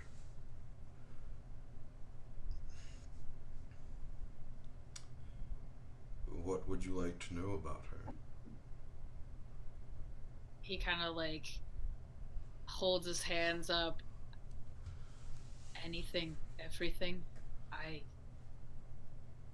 really can't say that I know anything about her. You watch as... Aside from what she... Continue, sorry. Aside from what she's chosen to show me. You watch as the lights... She extends her hands and the lights glow brighter for the next period of time as it makes the dazzling array grow stronger, and some of you have to, with sensitive eyes, have to take a moment to adjust. And she points off to her right, your left now at this point, and she says, "I can only tell you what has been told to us. In the beginning, there was really nothing. Primordial energies, chaotic essence, raw energies drifted around our universe. It's told to us that this was chaos and timeless nothingness. Something I still struggle to understand to this day. This sphere that was our plane of existence was filled with no more than shadows and dim mist, neither light nor darkness, for such things have not been separated.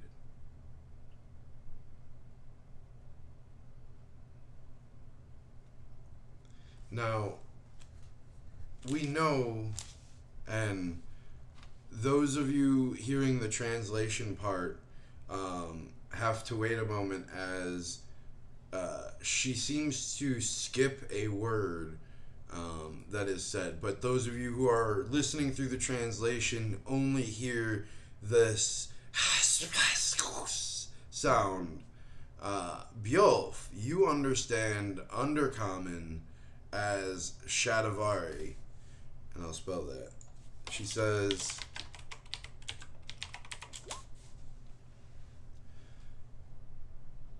in this misty shadows, the only thing that seemed to move were these Shadavari, the 13 lords of shadow, who no one knows, or none of the gods have yet described where their essence comes from.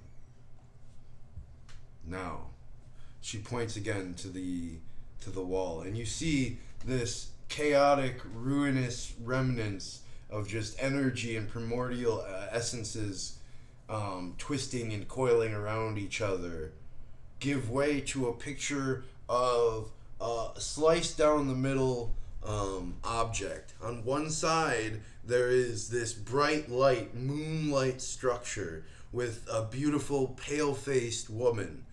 Facing, on the other side of this sphere circle, a blacker than shadow, just roiling darkness crescent with another pale-faced, black-haired woman this time. Beautiful, more angular and more sharp than the one to the left, but arguably just as beautiful. And she says, in this primordial essence, Shar, alongside her twin sister, Selûne, coalesced, born from the very energies that this universe was created from. As you can see, they're identical, but almost polar opposites. One raven-haired, the other silver-haired. One represents the dark, one represents the light. Yet, at this time, they were so close, they saw themselves as one being. Known at the time, or later, as the two-faced goddess, or the sisters who were one. They complemented each other and brought order out of this chaos.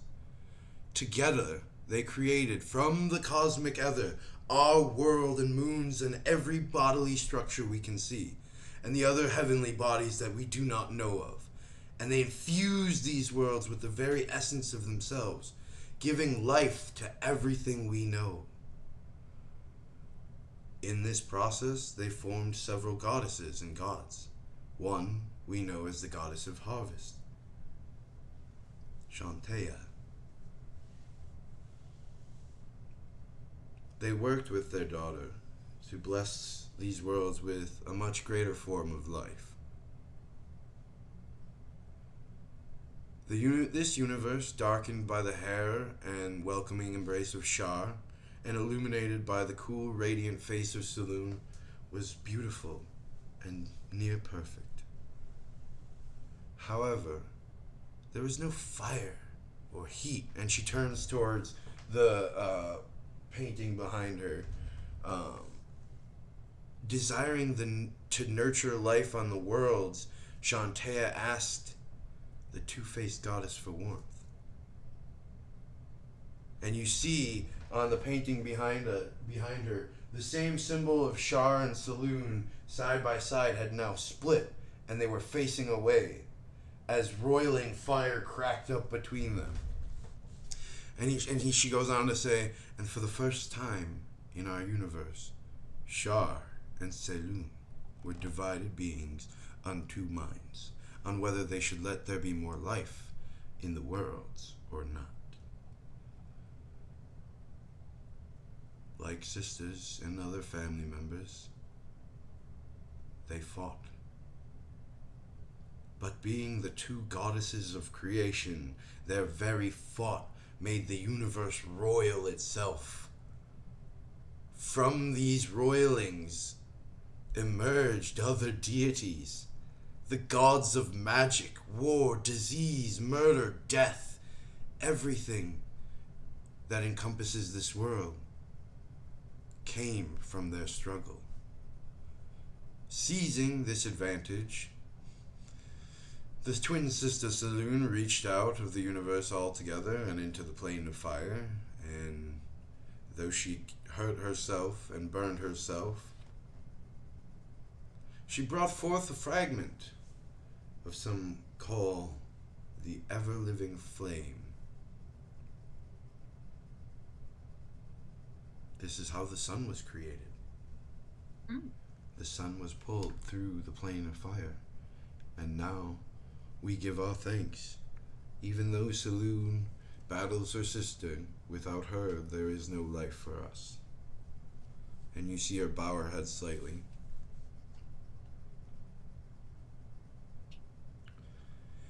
Even though we give thanks, this is the reason that Shah becomes angry. She thought that the sun gave her sister and daughter more power than ever before. I decided to blot it out. As she almost did so, her sister tore out a part of her very own essence and created a new being. This being is a goddess of magic and brought magic into the world to mortals and all creatures. Although technically she was born of both sisters, she sided with Saloon, and this gave Saloon the upper hand for centuries. Shah was cast back into her darkness, enabling light and warmth to bathe over our world and those of those we cannot see.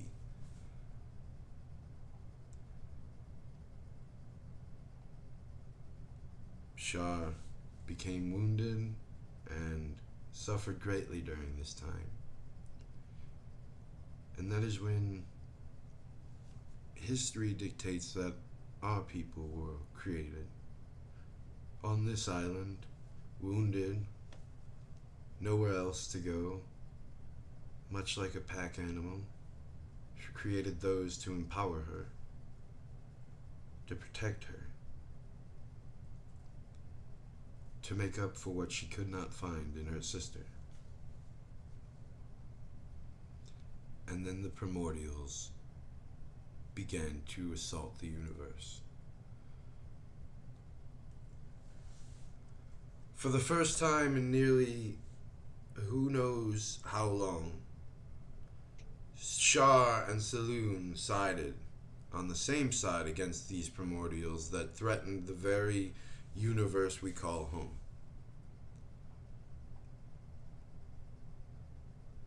This brief alliance lasted for quite a while, but this is where my knowledge comes to an end, as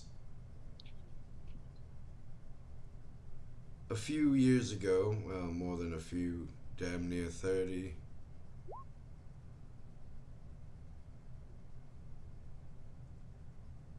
damn near 30 years ago, magic started going awkward.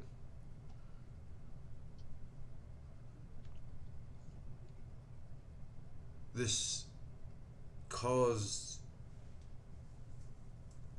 the gods to be forced to come to the mortal realm themselves. And that's when we lost our general connection with Shah, as our High Prophet Jurgle then betrayed us. lost our home and many of our people.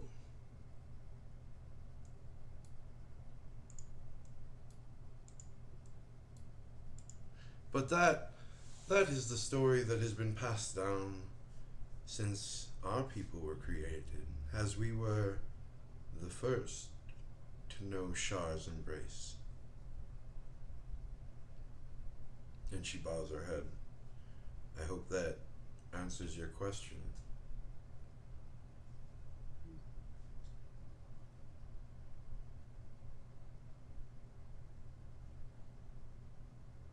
I can't hear I said one of them. you. Oh. Yeah.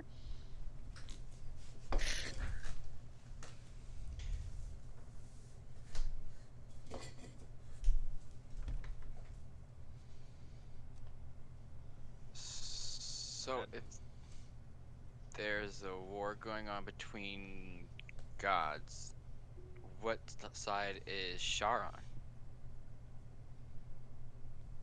on? Well, I would assume her own, but I don't know of any war going on with the gods currently. And Sif kind of bows his head a little bit.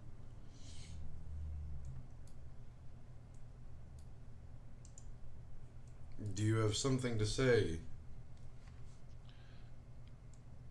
From my knowledge, and I follow the god of war,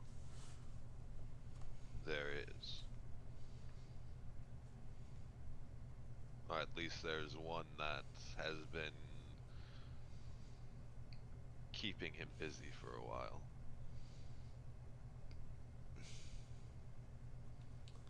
You see, probably for the first time since the crack with the notice of Chamali's death, a furrowed brow and a vein kind of stick out in her neck as she takes in this new information. Do you know who this is between, or is it? I intend to truly find out the next time I get a chance to commune with him. Well, we will have a chance to commune with Shar herself soon enough. Maybe we will ask her then.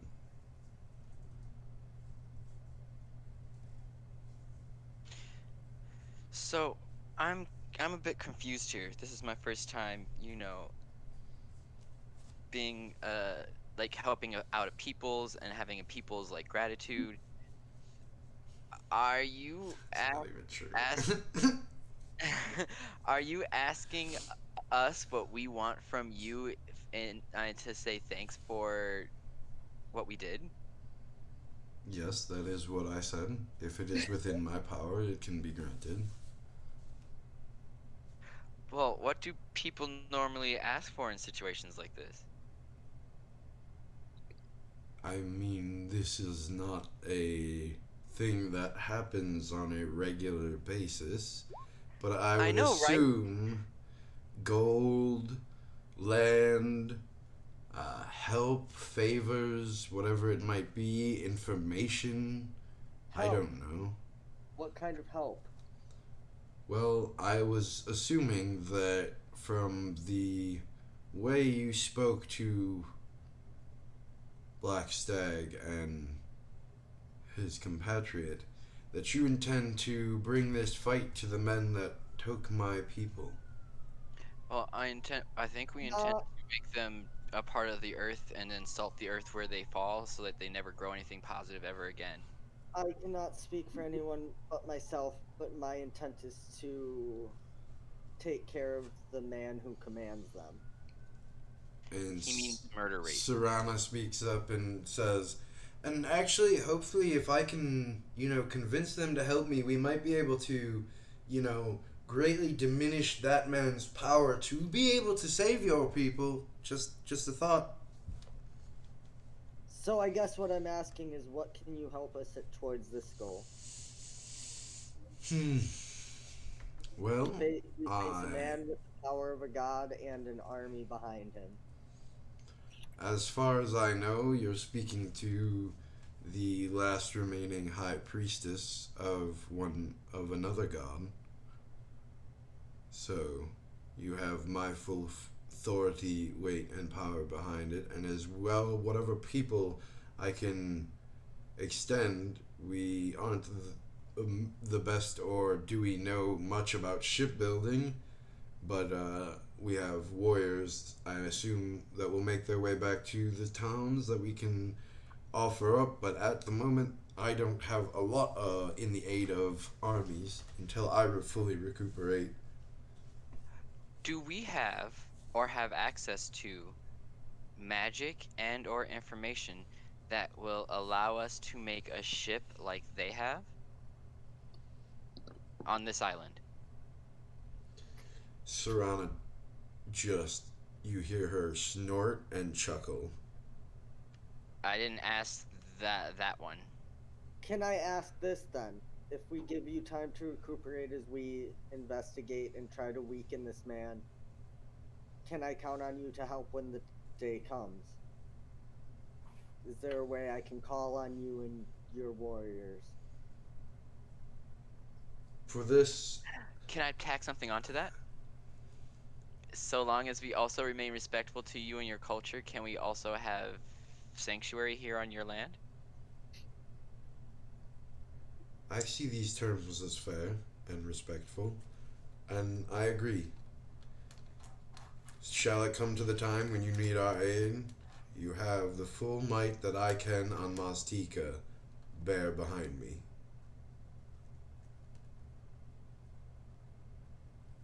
That Achievement unlocked. includes, Recruited people. and she turns and looks who to the nodding queen of the Nexilins. That includes my people, the Green Folk, the Nexilins, and I'm speaking for the Pyates, as I have sent messages and messengers there already.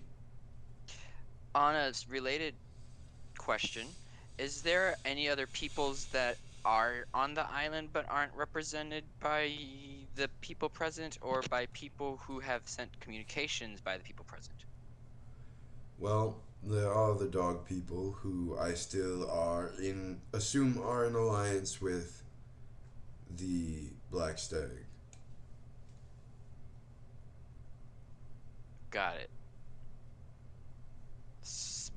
So they probably wouldn't be willing to join our side. If they follow him, Assuming then they'll that they were the ones who attacked us, stole our people, and gave them our information and knowledge of our lands, no, I do not assume that they will join our side. Did how can I call on you when the time comes? She says nothing, but you watch as her stare bears down on Bjolf. I would. Katra leans over? I think that means you'll know when the time comes. I could get in contact with her the same way that I have gotten in contact with her in the past. So Then I have all I need. Thank you. Sif actually stops and fully turns towards Bjolf and says, "This means then that after we reach Waterdeep, you'll continue to journey with us."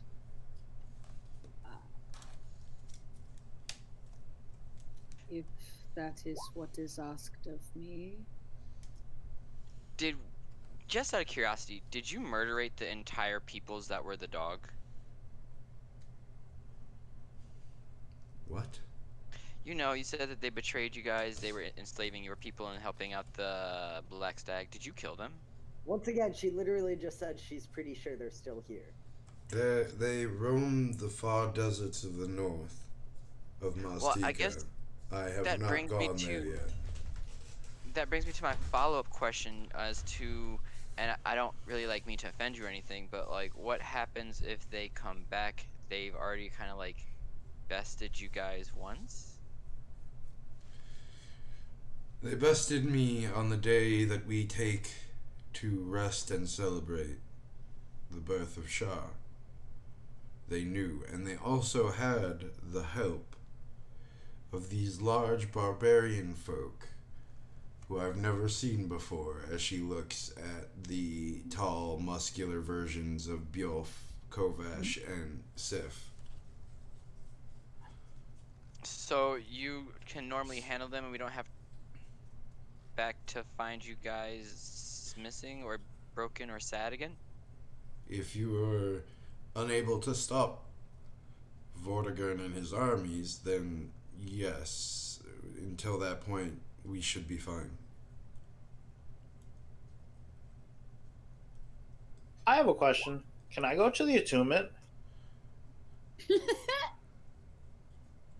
And Katra just kind of like slowly turns his head and looks at Dikuth, and then turns back. It's like, that's a good question, can he? I will ask tonight. Okay.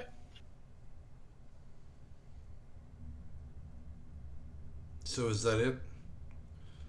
You Do simply you guys want- have any other resources that we could maybe make use of in our fight against our common enemies? Do you need food, gold, war supplies? I was thinking more so of like war supplies. Definitely supplies. And in fact, I would like to bring up how many of your people may possibly want to have a chance to see the sea as a life. For when we came here, the ship that we chartered came under attack, and we actually suffered some casualties. They may be very appreciative to have some people tag along. I don't know how many of the malnourished, tortured people would like to leave quite yet, but I will ask.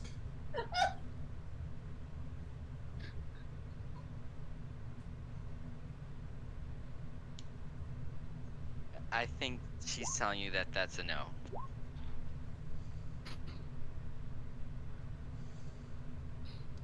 So, you've But I could be wrong. gotten information about Shara and Saloon. You've asked for our support when the time comes. On a slightly personal question, can I ask one more? That's not this one that I'm asking now, or that one. Speak plainly. So I've been having, we'll call them dreams, of a giant black city that's been upside down, and shadows seem very fun and calming, and like they want me to like take them with me forever and hold them, and they taste very well. Do you know anything about that?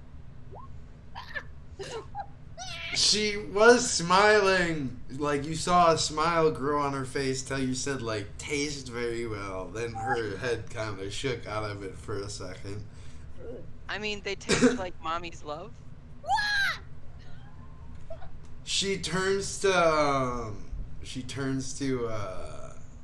Teliana, and you hear her say something, and Teliana says it back to her, and then like she says it again, and Teliana says it back to her again.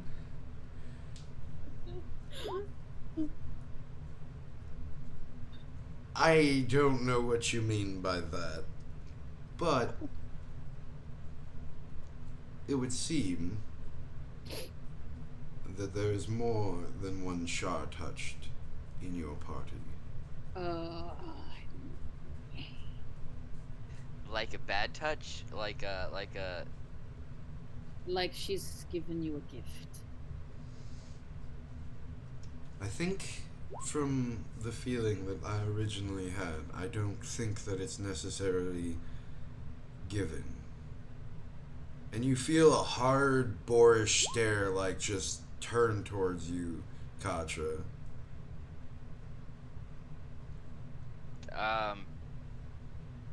Is it a gift that I'm gonna get soon? Because I don't think I've gotten anything I new. think it's a gift that you've been taking this entire time. I don't know if taking I've never taken anything. I always Where, thought you were a little gifted, Katra. where does your I mean, of magic course I'm come gifted. from, sorcerer? Well, there's this little like collection in my back, and then like I just like think about it, and then like I touch it, and then like you can kind of feel reality kind of like waver a little bit, but then like it happens. What you're touching, as you say, is you grasping on to the shadow weave and pulling it, bending and breaking it apart from its own will. But that's using something. That's not taking something. Have you ever asked? I mean, I didn't know that I was supposed to. Is that her or my fault? Do you Yeah, normally just take things without asking? if there's not a sign, yeah. So, you walk into other people's homes and take things. If there's not a sign, or they're like, "Hey, don't take my stuff," definitely. Dickus nods along in agreement. I mean, that's like we've gone through like four ancient houses, and like there was no sign, so we just like took stuff. I thought that's what we did, guys. Like, I don't think she means that kind of house. I think she means a living person's house. oh, I don't really go into living people's houses. There's nothing there for me. On the note that, just to possibly throw myself even lower than I feel I am right now, I actually think there is one more thing I could ask information on. So, Do you think now's the time? maybe, possibly, I don't know if I want to do it during this attunement.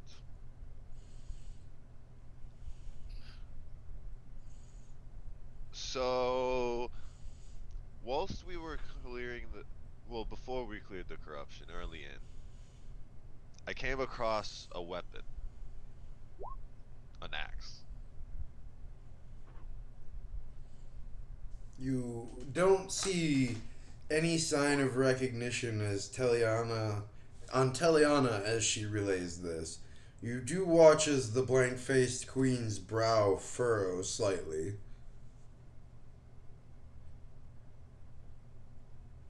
She nods for you to go on. Ah. And in an attempt to feeling that perhaps what I took the weapon from may not be completely dead, uh, come to know the weapon. Since then, and even after my compatriot over there got the weapon off me, especially more recently, I have felt a hungering. But not like I'm going to eat somebody hungering. More like when Katra casts spells around me, it's not as hungry anymore.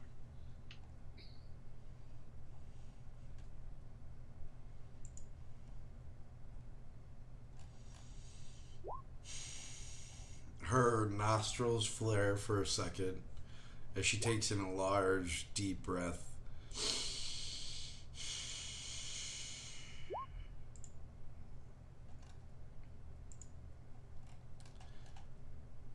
So, when you cleared the corruptions of the temple, you not only went into my great-great-grandfather's grave and tomb site, but you robbed his weapon of choice without even understanding the magic attached to it. Is that what I'm to understand?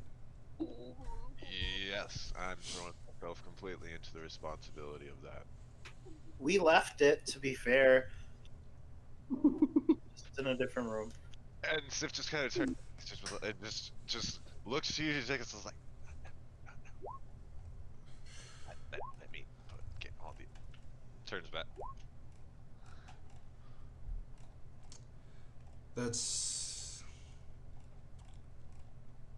That's hard to take in. I would have rather you held on to the axe. It's good I'll to be- know I'll be that fair that I wasn't. I was against my will that I abandoned it. He it's kind of made me drop it.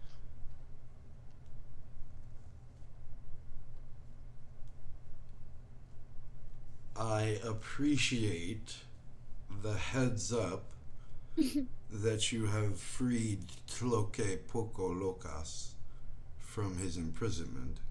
Oh. So I guess I have another thing to add to my list of things I need to fix. You watch as she slowly walks around behind the bat, from behind the bat, and she walks up to you, Sif, and she stares at you for a minute, 2 minutes, 3 minutes, before you watch as her finger comes up, and she places it on your forehead, and this immense cold, this cold that brings you back to a deep dark night from long ago, fills your body as it starts burning from how cold it is. From the toes in your boots all the way up to the crown of your temple, as you just break out into this sweat in front of the queen, as you begin to crumple in front of her, as you all watch as this dark red brown ooze begins floating out of his nostrils and ears. Can I like check to see like what magical spell she may have cast? What is You happening? could give me a Arcana check if you would like. Sif,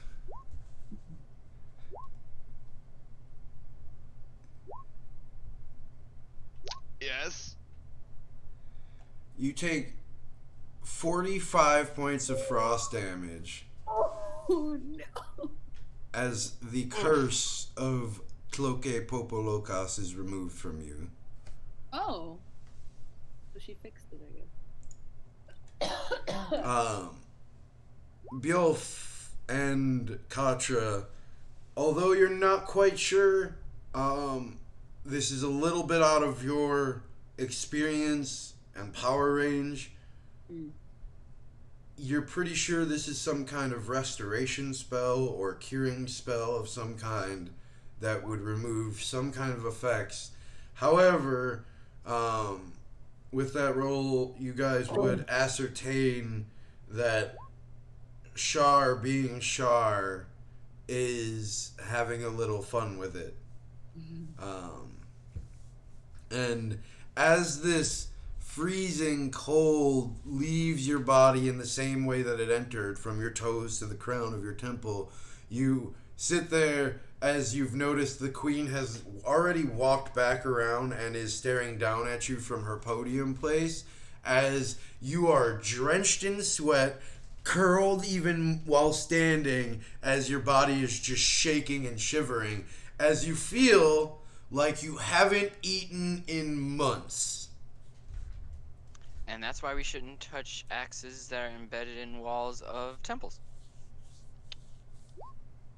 Sif looks to Katra and just kind of gives a death glare as he remembers who took the mask off of the one that we released. As I've already taken responsibility for everything. Even though he told you not to take the mask off. It But was we're not going to definitely talk Dikuth. about that. Well, I'm still wearing the mask. yeah. Oh shoot, that's right. Never mind. Switch that to Dikuth. Oh god. if there's nothing else, shall we eat? Now, will there be violence at this feast? I hope not. Will someone be Okay. sacrificed? That's rude. If there's no violence, I assume there's no sacrifice. That is extremely disrespectful. We are not the I mean- Nexolons.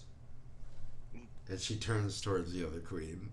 I've never been to a feast like this before. I was kind of looking forward to some type of sacrifice. Yes, you have. First of all, and she's You like breaking. Like you can deception check, please.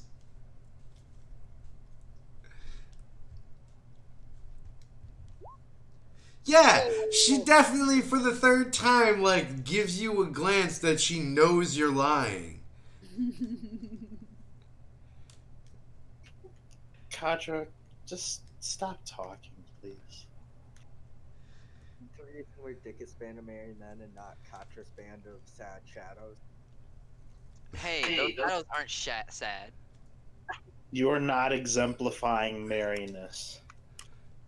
Well, if I mean, there's it's not nothing my else, then she begins to descend her podium and motions for the rest of you to follow after Teliana, and her handmaidens follow after her as she departs into another chamber. I am going to go get dressed and bathed before I come down. I will see you all in a little while as she disappears off into another room. Dikuth slips the mask he's been wearing into his backpack. Okay. Alright. So Teliana moves towards the doorway and motions for you all to follow down. And I do. You guys all begin the long trek back down the stairs, unaided by flight, and eventually make your way to tables where they have been set up, and a lot of food has suddenly been procured, as it has been apparently known for a few hours, if not a day ahead of time, that this was happening. News apparently spread pretty fast through the peoples that were left, and many of the people who are showing up are also showing up for a massive amount of food to be eaten, as a lot of these people have not had much food to eat for who knows how long. But many like opening courses are given to you guys to eat while you wait for the queen to join. It seems like they're not waiting on politeness to start this, as people are ravished. But eventually the queen does make her way back down in this beautiful, it seems hand-woven, purple-dyed dress that splits high up the legs up to her waist as she makes her way down, trailed by two handmaidens that are similarly dressed in not as elegant and not as deeply purple dresses, and the embroidery and beadwork and everything on these dresses is immaculate and seems to have been hidden away in some place for the queen that survived whatever happened here at Tomoa-chan. And as she makes her way, she gathers at the head of the table and lifts up a small glass and says, welcome everyone. Teliana is standing next to you guys, translating again, as you are all seated next to where the queen would be seated. And she says, many of us have endured much over the course of the last few months. Many of us have lost much. Many of us have seen much. But those of you who are here, like the proud peoples that were born many, many, many, many centuries ago, have endured and survived, as is Maztecan tradition. We will continue this tradition in Shara's service to exemplify and show to those who would try to cut us low that we are stronger in the shadows, and not to ever turn their backs on us. And you hear a loud cheering break up around those of the people who are further down the table. And she says, "We have many things in our lives to be appreciative of, for the most part, until this point. You all know that our high priest Jurgil betrayed us, and this is his doing. But what is not his doing is the freeing of our people and the saving of those they could, including me. Though that honor specifically goes to the people gathered near my head of the table." And she extends her hands out towards you. "This group of fine people saved us, including myself, one of them shielding me with his body from a long-range fiery ball. Tonight, we celebrate these people for giving us hope and life, that we might continue to save and bring this Shar's glorious re-entry into the world to everyone else. Please, continue eating, continue drinking. There's much work to be done." And she sits down, begins tearing into her food as well.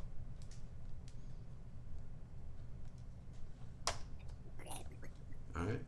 If there's anything you guys would like to do while you're eating, otherwise you guys enjoy a lot of wild boar seems to have been placed on the tables, roasted and cooked, along with a lot of quickly gathered fruits and roots that were made into as many different kinds of cuisines as possible.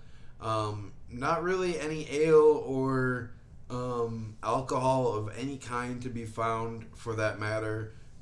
It seems to all have been taken. So mostly water is passed out, which, for those of you who drink it, it is crystal clear, refreshing, and cool. Probably some of the best water you've ever had in your life. And you guys enjoy sharing stories with, or hearing stories from the many peoples around you. Some of those people sharing their stories from what happened in the separate internment camps settled around the area. And just a general night of remembrance and celebration of what you guys had accomplished for the peoples of Maztica. Good food and company before everyone begins to disperse, and the queen sits silently watching over her people. Is the queen kind of by herself, sort of? Sort of. It's kind of hard, as you know that the the twins, for that matter, are always kind of near her, as is Teliana, within moving distance at all times. Okay, But for this point, she is somewhat alone. okay, I would like to approach her, and as I do, I just kind of run a sharp something along the length of my tongue to just make a slice along it, and I cast tongues on myself real quick as I'm approaching. Okay. And I go up to her and I say in Mustican, I know I asked a question before, but I have something else that I was perhaps seeking some insight on.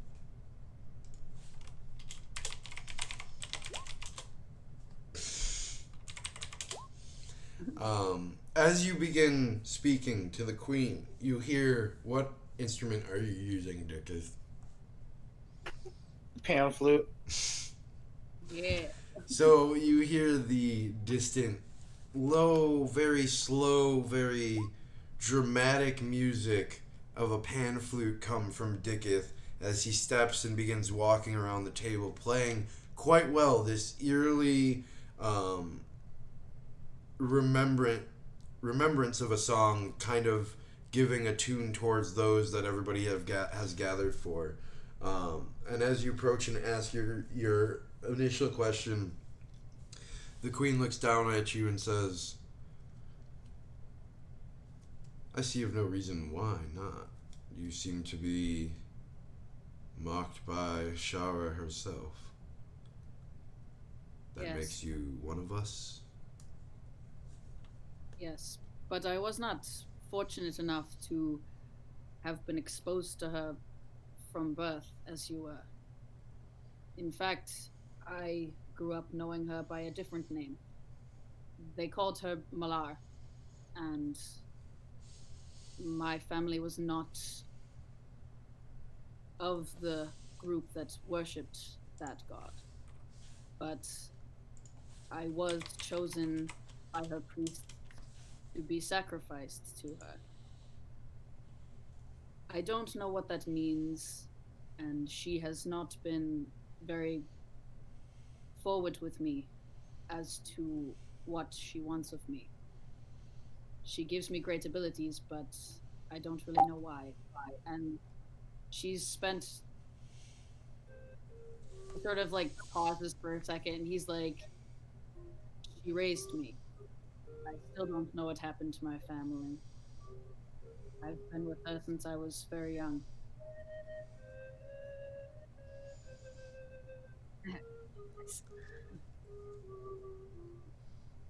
Have you ever asked her? Yes, many times. And she's given me a task at a time, but um, for the bigger answer, she's always told me that I need to wait. I have known only Shara my entire life. I wasn't given a choice of what to do, of who I was going to become, of any of that matter. From the day I was born, I was going to become the queen of the green folk, the princess of the night, regardless of what was wanted of me or needed. I've lost quite a few relationships because of Shara. But, and you feel her like hand touch your hand as she grabs it in her own and pulls it to her, and she looks you in the eye and she says, every time one of these relationships has been lost or left or floundered, I have become more powerful in Shah's eyes. And she's always seemed to replace it with something far greater and more powerful that I needed at that time. Um, I guess if she has not told you, and she does not wish to tell you at this moment, she is one of the most powerful beings in the universe. I cannot fault her for having knowledge of something that I do not. But possibly, with this attunement that she has asked, she wishes to let you know. That's what I'm doing. And he just sort of like nods. He says, "Thank you," and he just kind of starts to head away. Before, like, she doesn't let go of your hand right away, and she pulls you back, and she says, I'm sorry I can't be of more help. It's, as you know, Shar is not the most loving of goddesses. It is not the easiest faith to have. But know this. And she leans in real close. Shar is stronger than she ever has been before.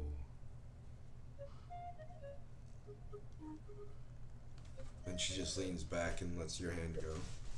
Before she lets it go, like as she's talking, she can like say talking about how like not loving goddess. You can see his eyes go kind of like blank, and all of those trials that she put him through are just kind of running through his head. And then he's also thinking about the very powerful things that he's been able to do since then, and he like remembers bringing Dikuth back from the dead and all of these other things that she's allowed him to do. And he kind of like squeezes the princess's hand before she lets it go really tight, and his face just like breaks into this really wide smile, and he says, "It's nice to finally meet someone who really understands why I follow her." And I walk away. You just see a bright smile take up the entirety of her face as she just nods at you as you walk away. If there's nothing else, dinner goes on fantastically. You all enjoy a full belly and entertainment from Dikuth's wonderful pan flute playing. And eventually, you're all invited to a large building where a family has graciously hosted you, if you would like, to take your rest for the night. Um,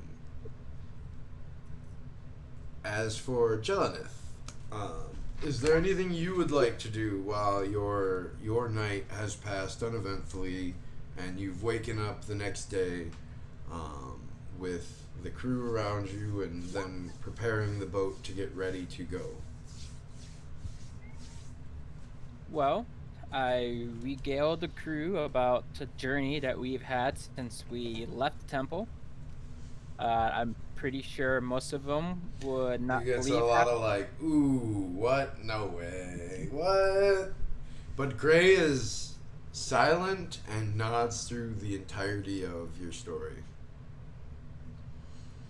So as of right now, I don't know what we should be doing. As far as I'm aware, everyone else have made it back to the temple that we were at earlier. Um, is this location closer towards the sea, or was the previous location we were at more towards the sea? Which location? What? Sorry, I'm asking you, the DM. Okay. Where we are right now by the Nexium people, is this closer towards the open sea, or is No, you're actually like on the opposite side now of the open sea that would take you to the Sword Coast. It would be technically closer on the other side, but So if we sailed back to the temple, we would be closer to the open sea, given these guys technically, time yes. to come towards us. Yeah. Well, it might be because you're also not entirely sure if the system of quick travel through the jungles extends this far, or even if they made it, or any of that nature. So, Right. Well,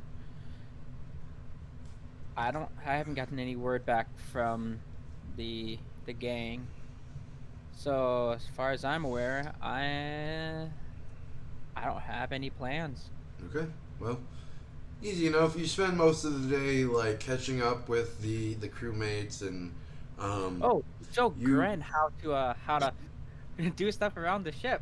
Gren takes an incredible quick learning to everything and is just picking stuff up left and right, and seems like he would be a valuable member to the ship. The only thing is that his twisted leg might slow him down, so they keep him in positions where not a lot of movement might be needed. So, Yeah. And you I also wonder- find out. Actually, let me interrupt you real quick. You find out that although he has not been talking or responding to people, Grim has actually been walking around and helping out on the ship. Good. I was just about to ask about Grim. Whenever we get a chance to sit down for a break, I want to sit down with him You're more than welcome to.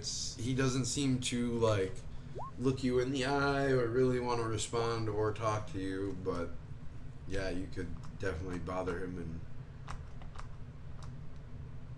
sit Hey, with Grim. him if you want. How are you doing, Grim? Do we call him Grim or do we normally call him Eric? He told you guys to call him Grim. Okay. It's been a long time since we've talked to Grims. I don't remember how we talked to him. He just nods slowly as he's eating some kind of mush.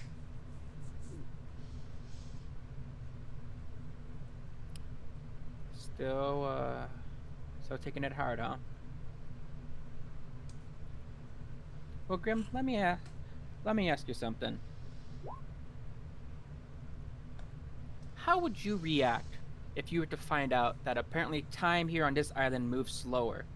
So for the 3 weeks that we've been here on this island, it's been 3 months out on the Sword Coast? No response. No response. No response. I mean, think about it, Grim. You are literally 70 days younger than everybody else on the Sword Coast right now because of how time fluctuation works. You just see the dwarven figure, like the old gnarled dwarven figure, like look over to you, like with a blank stare.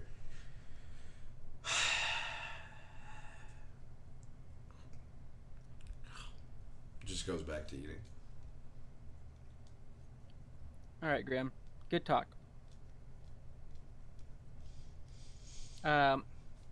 You know, Grant's helping around on the ship now, and he does need to kind of work up on some of his fighting skills if he wants to help you guys out. He used to be a general. If you want to show him some ropes, get it, rope, because you're on a boat. That's Kyle. Don't.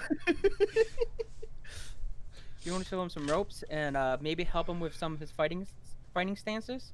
I'm sure someone of your experience could probably help him out.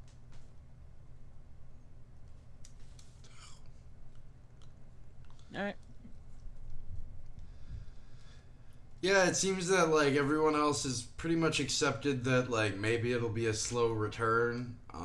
It seems that he has been working his way up to even moving and helping out on the ship, but other than that, hasn't really done or said much.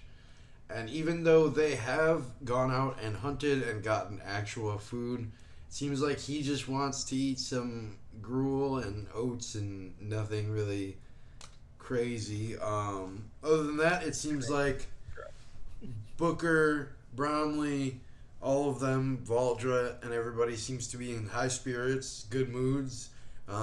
They all saw the treasure that you guys brought, and knowing that you guys are safe and actually coming back is also very uplifting to them. But other than that, they seem to just be anxious and ready to go for whenever you guys are. Well, I don't know how long we have to stay here, Gray. I also haven't heard anything from anybody. Let me just stop that real right there, because then I'll ask Bjolf, would you message the Jelenith or Gray the next day at all? Yeah, probably. Okay. And at what time do you think you would have probably messaged them? Like right when you got up, or? I would say before I went to bed the night before. Oh, okay. So yeah, then. Okay. Yeah, and then I would message, feast went good. Don't know what will happen with the what you call it? Attunement. Attunement. There we go. But feeling cautiously positive. That's it. So yeah, before bed, Jal, you would have received Bjolf in your head saying that very stunted, very like. It seems like you could tell that he's counting out what he's saying. And Now I have to clean my ear. Ugh, so much blood. All right. So it looks like the feast went well. I guess they're doing the attunement today, and then I don't know, probably gathering supplies or coming back. Oh, I can reply back. That's right. I can Yeah. reply back. Um, I'm on the boat. On the boat.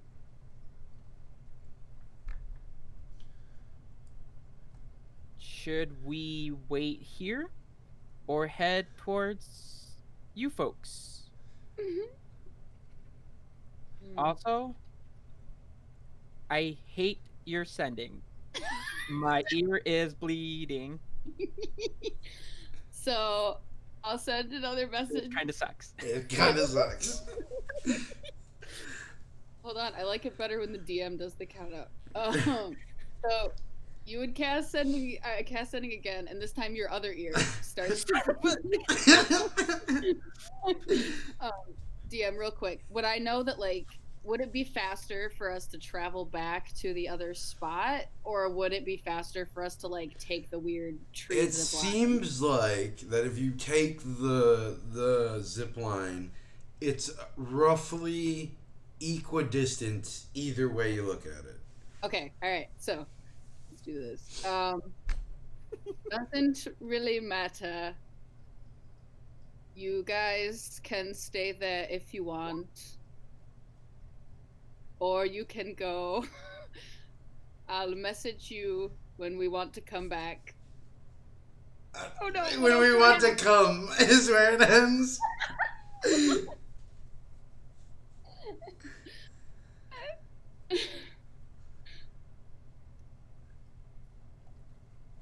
You guys are closer to the sea.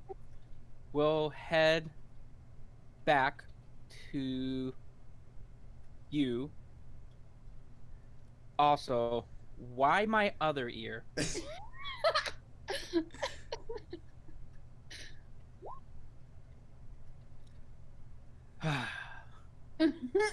Good night, Bill.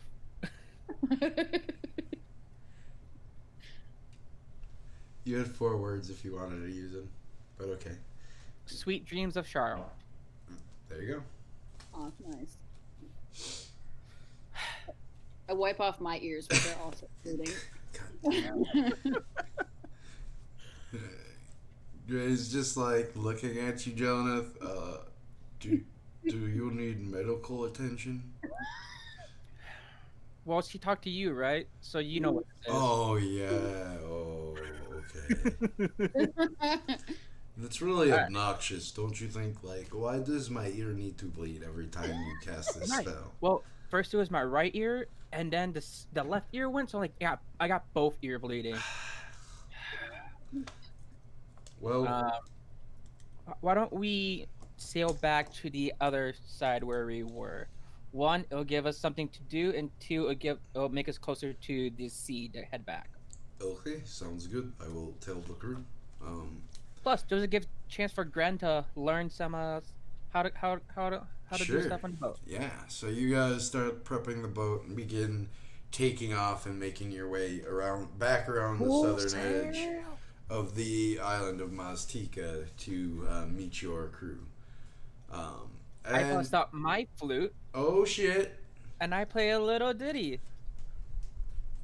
All right. So after sleeping relatively easily and peacefully, Alright. See if these. those of you who wake up or are woken up by the family that you have sheltered with for the night early in the morning, as Teliana has arrived at the front door and has instructed you all to wake up for the following and prepare for the following day.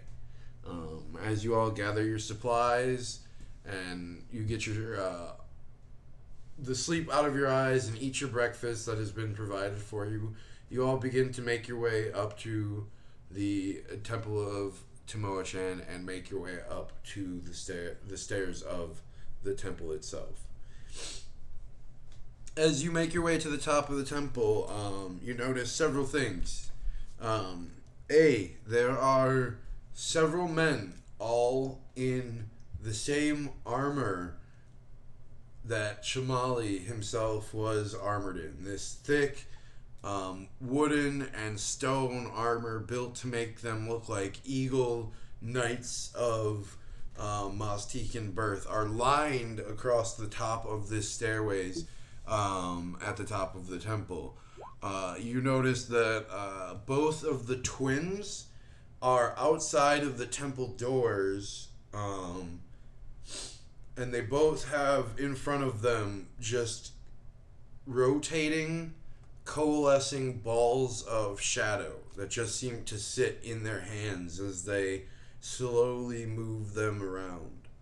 And as you guys reach the top of the steps and kind of take all of this in for the first part of your day, you all hear the doors open from the inside, and out in this extremely sheer and almost see-through black shadowy dress slash suit of some kind is the queen, who now wears this elegant headdress that veils in front of her face as well and only allows you to see the shadowy outline of her facial features as she looks upon all of you and says, "Today we commune with the goddess of the night, the sister of birth and rebirth, the creator of everything. Prepare yourselves. You're about to feel, see, hear, and be with an entity more powerful than almost anything else here in this plane and universe. Are you ready?" No. Yes. And you see a thin smile creep underneath the veil, hiding most of it, but you do see the facial features light up with this thin smile as she says, "Excellent. Let's begin. Come." And she turns and enters into the completely black holy sanctum of Tomoe-chan. I follow after her. Can I see into it? No. You cannot. For the first time, Katra, something pierces through your magical vision that you cannot see through. And like you see Katra looking around like he's trying to like look past a pole or like look through like a drifting like curtain or something, and like he like walks up to it and like looks at the darkness and like and like gets very close to it but doesn't touch it. You watch as Bjolf right through it in front of you. Also, DM, did we ever get an answer as to whether Kovac... You did not, but you assume that this invitation is to all of you now. Okay. Okay. Dikuth walks in. Definitely following after. And But guys, but what if Katra, as you watch as all of your compatriots basically get enveloped in this shadow and disappear from your sight, what would you like to do? I will be like he's literally like, but wait, guys, that could literally kill all. And then he just like walks through after them. As a note, as Kovac steps through, he thinks in the back of his mind, "Watch my back." All right. You all enter into this darkened interior, and first your senses are ablaze and on alert as you're unable to see anything or hear anything, and the immediate fight or flight response starts kicking in. But those of you who are connected to Shar immediately squash that down as a feeling of calm, cool collectiveness is brought over you. And soon, all of your visions, those of you even unable to see in the dark, are filled with the rest of this room as it seemingly allows you to see itself. The diamond or the purple diamond bat has now been entirely encased in blackness. You see the wings have folded down, and there seems to be this rough, shadowy aura emanating around it. You see these small purple flamed candles set all around the room as, without any wind, they slightly flicker. And in the center of this entire newly built room, above and below you, you see two giant circles. One with a large black line painted straight down the center of it, and the other with a... Let me make sure I got my notes right.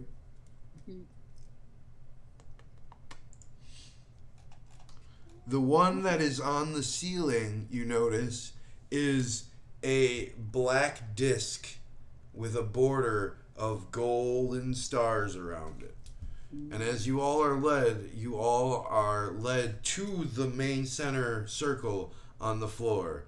And the queen walks up to each one of you and takes you by the hand and leads you to a place specifically around each center, or each circle, and sits you down. So you all are around the edges of this circle.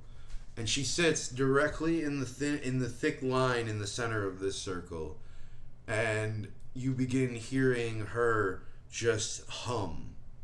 And this deep, bassy hum begins to emanate from her as it begins to magically increase in volume and intensity, as well as depth of noise and some sort of magical enhancement behind it, just giving it this eerie around the room. And after... What's that? I start humming with her. Sure. And you feel your own voice begin taking on a similar effect, where it gets this magical extension that seems to both make it louder and embolden and bassier. And you all hear this reverberation around the room, and you watch as the shadows begin swirling quite quickly around the room. They would stop every moment or so to touch one of you. You all feel this small prickle of energy just across the back of your neck as these shadows pass by and touch and swirl quicker and quicker around you. And eventually you watch as all of these shadows, in some sort of twister formation, suck up the center and head for the queen. And you watch as she arches her back and lifts up, and all of these shadows go directly into her mouth. It seems she just begins enveloping her, and you watch as she just begins floating off of the ground. This dark purple aura emanating off of her as she floats and stares each of you in the eyes. And when you see her eyes, there is nothing but a black void flame emanating from where her eye sockets used to be. And as she takes each one of you in, there is this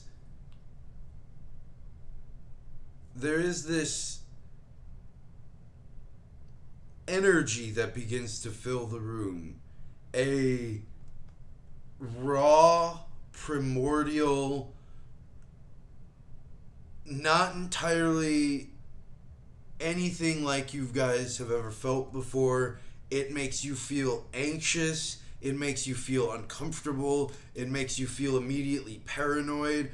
But at the same time, you feel awed and in the presence of something you're not entirely sure you would ever be able to understand.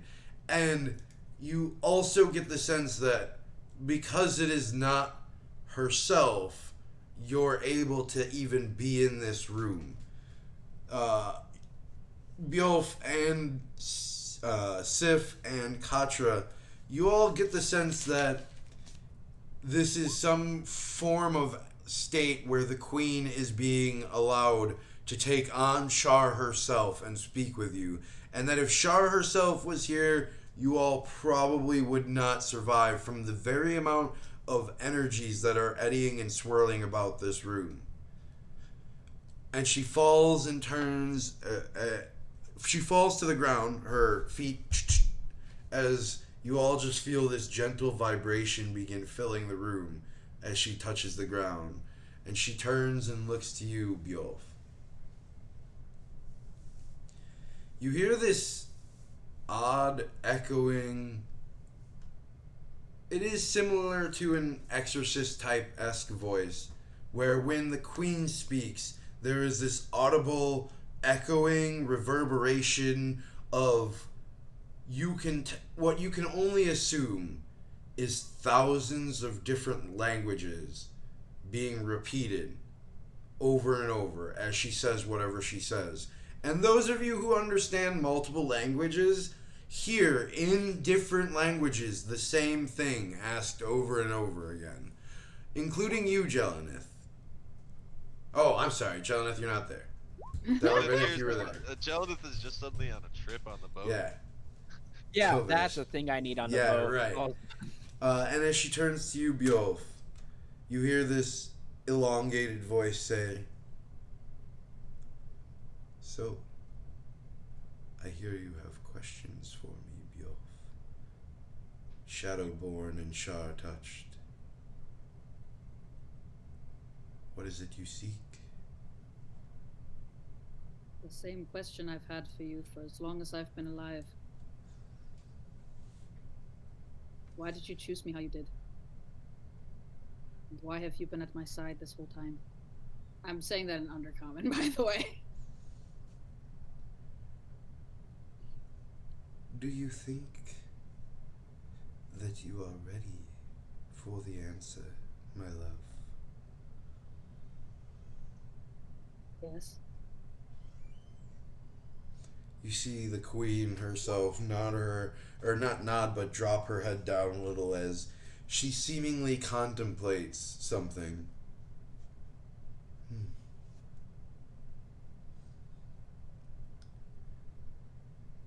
What the warrior of Tempest says is true. The divines have begun to fight amongst themselves again.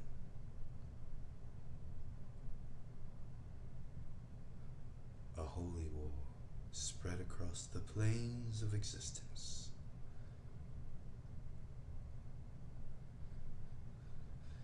I have seen this. I have known of this. And with my power growing, I have prepared for this. You were chosen. Chosen to lead my armies. The shadow calls to you, Bjolf. Are you ready? Do you accept your destiny? Together, we might finally end those who wish to seek me down and let the darkness envelop the world again. As she's talking, the smile on his face just gets wider and wider and wider. And he sort of bows his head to her and he says, I'm ready for whatever you ask me to do. You're not going to like it. Tell me. I have made an alliance again. The dead three walk the mortal planes, and they are looking to add another to their trio. I believe you've heard of him. A stag? His master, Vortigern.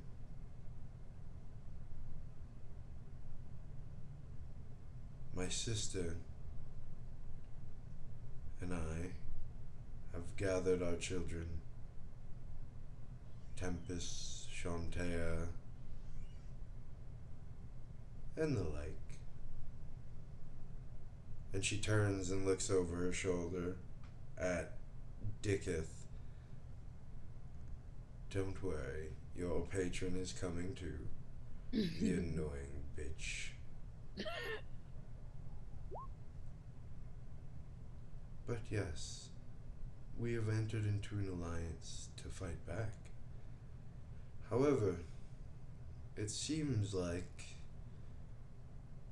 the other divinities would rather argue amongst themselves than to figure out a way to end this war. So, as I have shown you many times before, I've always had plans ready to go, backup plans, and plans that I've set in motion years before. And you were the one that I knew would come to fruition always. You're needed, Bjolf. The shadows embrace you, but it's time to step from the shadows and show the world what we can make, what I can make, what I have made. Is this understood? Oh, creepy music. And I look over at the, and he does sort of inhale deeply and just lets that sort of really calm, blank look go over his face, and he says, "Understood."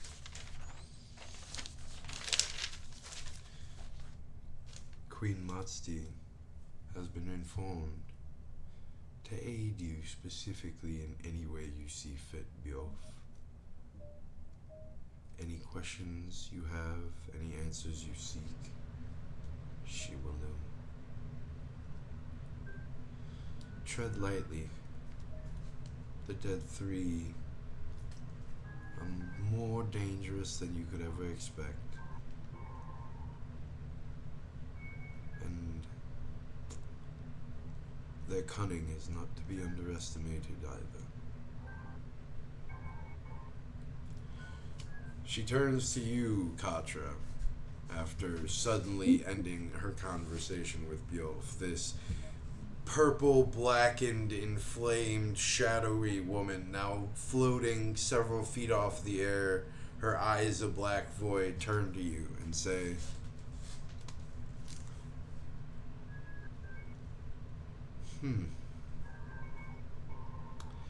You have quite the bravery inside of you.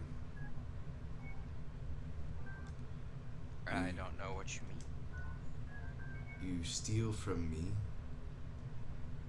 You openly acknowledge you steal from me in more ways than one. And you have the guts to set foot back into my temple and speak with me. Well, I mean, you beckoned, so I figured I'd oblige. Interesting choice when in that position, don't you think? Maybe. I don't know. I don't know that, like, so how do you quantify the stealing, though? I created it. It is mine. And you are using it without my permission. But can one steal such a concept like a thought? Like, if I create a word and you start using the word, did you steal the word, even though it's a concept? The shadow weave is not a concept, my friend. No, but neither is a word actually per se. Until you create a word, it's a concept. Once it becomes something that you create, it's something else entirely. No, that's not how the shadow weave works. It is a real thing, just like the weave. Words are just things you put in the air or on paper that help people understand what you're trying to get across.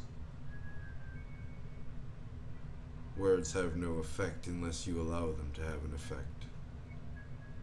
The Shadow Weave is and will always be, from here on out, a ley line of energy that is because of me.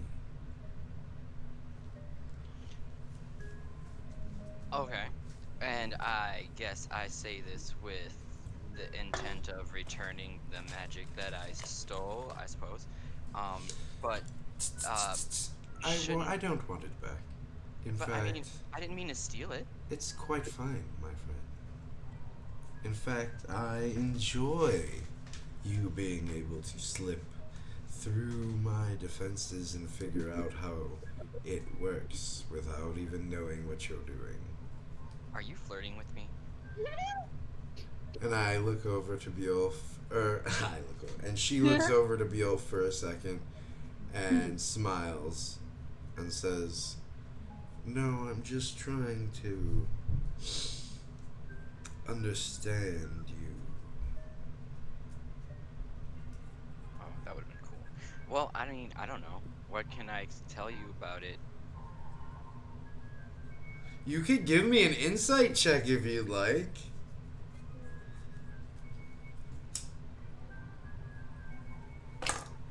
Yes, let's incite a goddess. Who really wanted me to have this 14.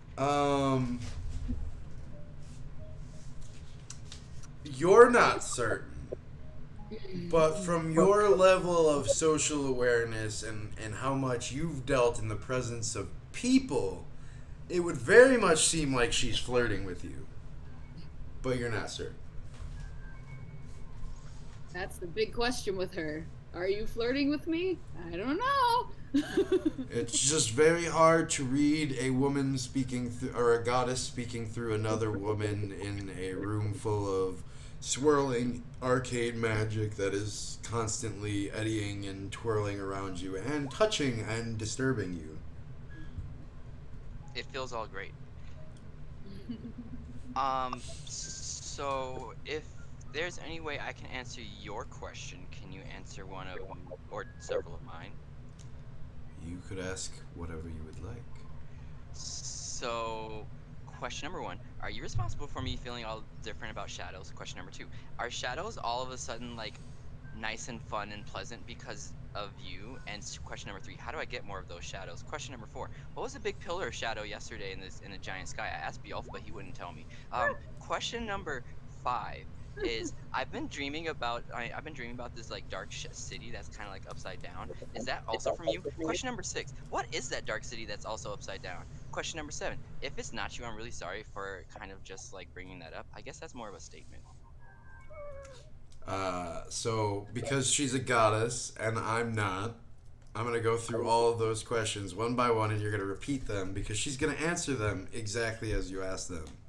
So, question one was, I may or may not remember. "Are the shadows blah blah blah?" Well, It was yes, yes. Stick around and find out. Oh. wait. It was are you responsible for making the shadows all blah? Yes. It I don't know was. how you don't even remember what you literally just said. I don't. I speak really fast, and sometimes my Yeah, ears. and you're expecting me to remember that? Yes. Number two was what was or is it also you because or why the shadows feel all nice and warm and loving?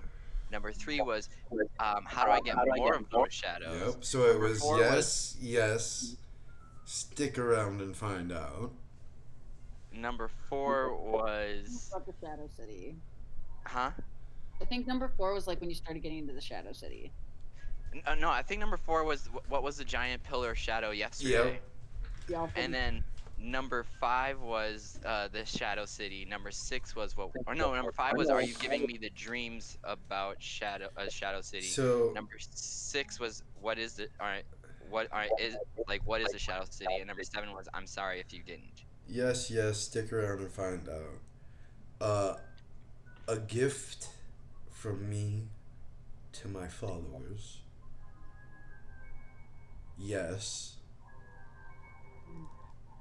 that is where I reside.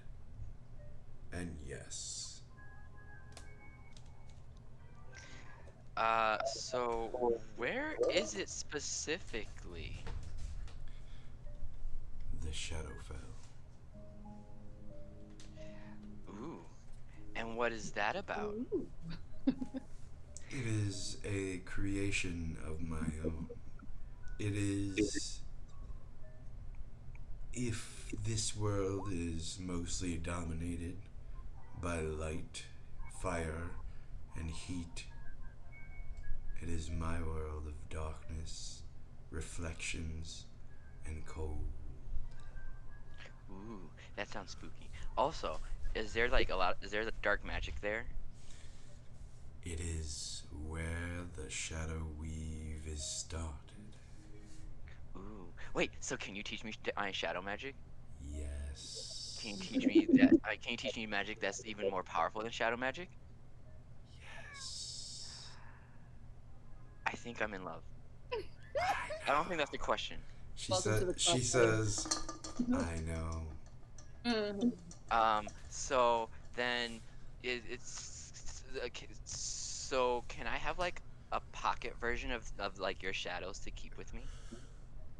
You I'll give already you. have one. Do I? And he like starts going through all of his pockets. You watch as the very creation of the shadows begin, and the hound of the Shadowfell that you summon and can stick on a target wraps itself around you and lays down on your lap. And you feel this coolness just begin to enter into you, and you feel calm and protected. Okay, I see what you did there. So how do I get to the Shadowfell? First, you must do something for me, borrower of power. That makes me sound so like dirty and skeevy. Can we not say borrower power? I mean, you can. I'm not saying like don't, but like it's just so like Finish this task for me, and we will talk about it. okay, it depends on what it is. I don't do things with sea cucumbers and coral. What? Destroy the Doom Vault. Before I say yes or no, can you explain what the Doom Vault is? You have one that will explain it to you in due time. Okay. Bef- I get what you're saying, so you don't have to like waste your time because it's valuable and goddess and everything. Is there any information about the Doom Vault that you can tell us that she can't? It contains more phylacteries than it originally did. And what are those used for? They are the power sources of liches. And you see Katra's face just go, ooh. Wait, so if I drink them, will I get their power? That's not how that works. Okay. And she abruptly turns Oh, you directly did say you wanted towards me to destroy Sif. them. Yeah, even as you're saying that, she just turns directly towards Sif. And you see a furrowed brow looking down on you through this princess's face. When As this she... time, Oh, go ahead. when this time comes, Sif's gonna drop to a knee once their attention's brought to him. Like, Oh, in y'all are respect. crisscross applesauce right now. Oh, that's right. I forgot about that. As she turns towards you, a brow furrows as she stares for quite a few minutes, taking you in.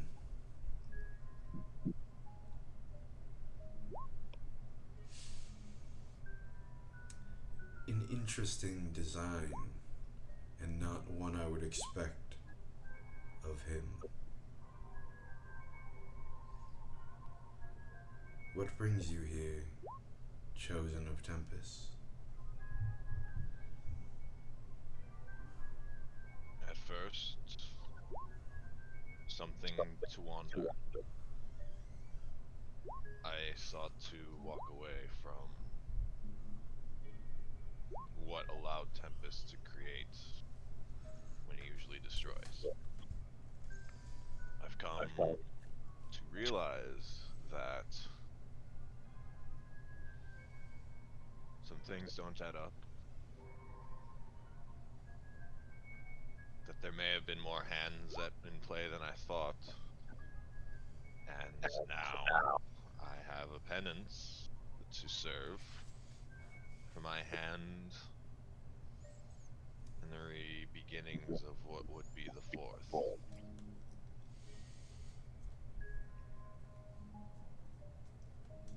Well, I have two things I need to thank you for.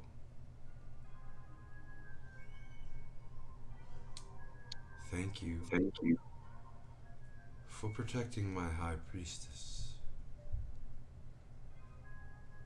It was unlike a normal follower of his kind to even think or take into thought the consideration of a follower of Shah. And secondly, you may not remember, but I appreciate everything you've done for me in the North. Oh Lord.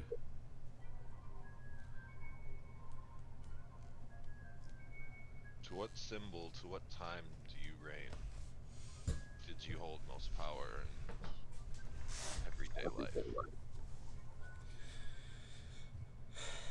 When you returned home from battle, and the rage and anger had left your body, and you drank and sat quietly by yourself as the hearth fires and torches burned low, in those shadows, I gathered more power from you than any of my followers before.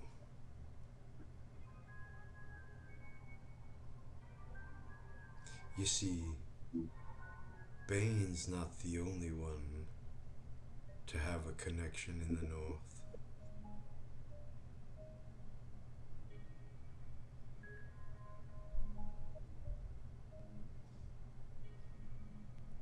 Then am I to take that in my actions towards my own god? That I may have had a hand in restricting yours, as I did his? No. You actually enabled me to push him back before, well, that's something you'll have to ask Tempest himself. And a smile will just go up again behind the veil of the queen herself.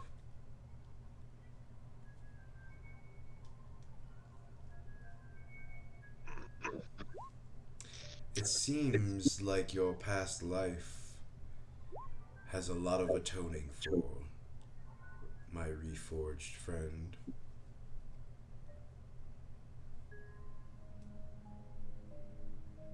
Maybe I can help you with that.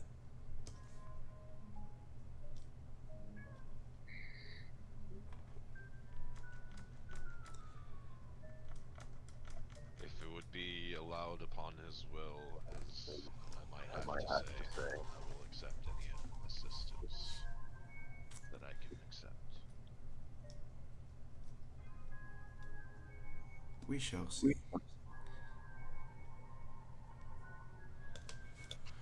She turns towards Dikuth and says, "The leader of our band of merry men, or so it would seem, on the Dikuth outside waves surface. meekly. Hi, that's me.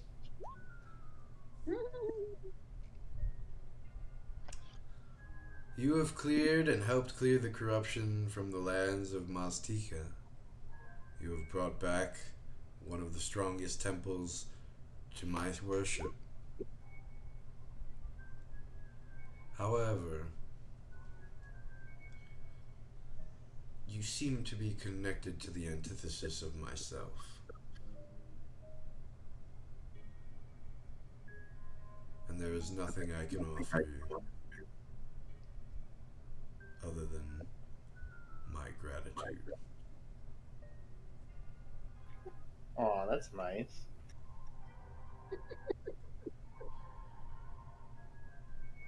Watch yourself. The Shadavari walk these lands, and they do not approve of Sune and her children. And she'll turn to Kovash.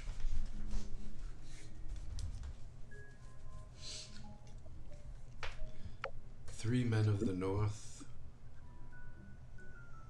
three men with inner demons. One of them, something he doesn't understand.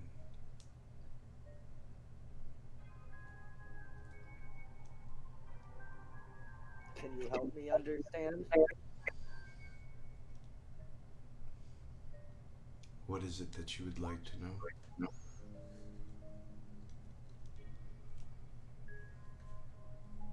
This thing inside me.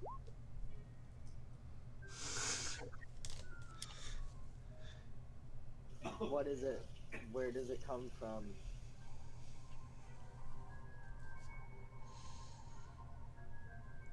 It seems that you, my friend, are so full of pain and anger and violence and hatred that your own mind has split itself. So And it's not real. It is very much real. It seems that the hatred, the violence, the rage that not only you caused, but it caused to those around you, created something much more greater than yourself. There is something else inside of you. It has power. And I'm not entirely sure what, who, or where it comes from.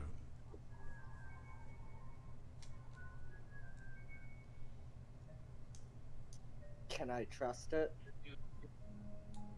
For now. But there will come a time when it seeks to envelop you whole and become more than you are.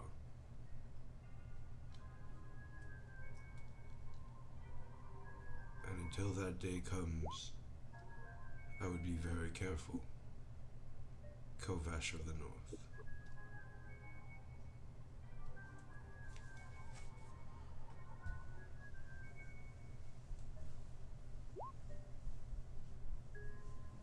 Bjolf.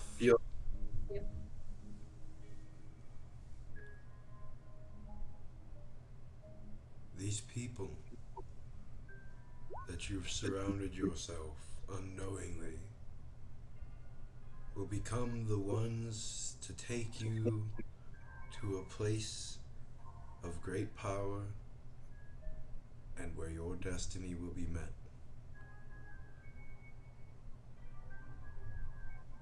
Keep them alive.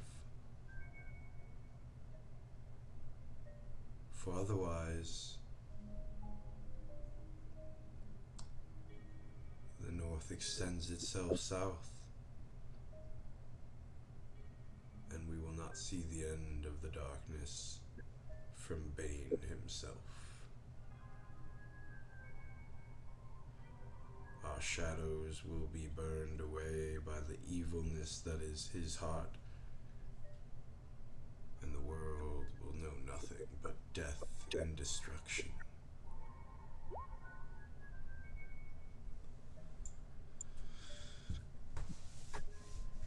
I do not know how to stop Vortigern. I do not know Bane's plans. I do not claim to know his plans.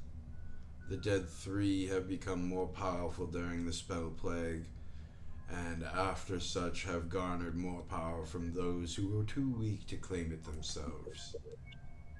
But I do know that you've saved a woman who can tell the differences between the threads of the futures, and she will help.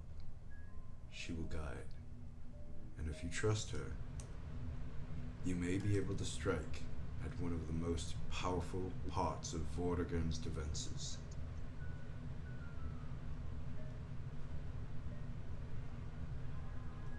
I must go. The battle rages on, and they might think curiously as to why I'm not there.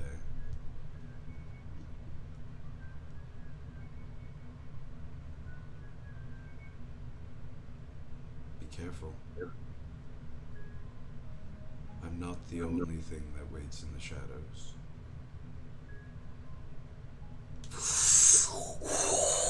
You all watch as the shadows begin filtering out of the queen again, as they just begin filling and swirling around the room, as this energy and power just suddenly disappears, and it leaves you all breathless, and your energy seems to be just completely drained as you all sink back into the floor, not noticing that you had sat up and began like bringing yourself up more and more. All your energy sunk out. You all collapse into yourselves as you look as the Princess of the Night floats to the floor before falling to her knees, breathing.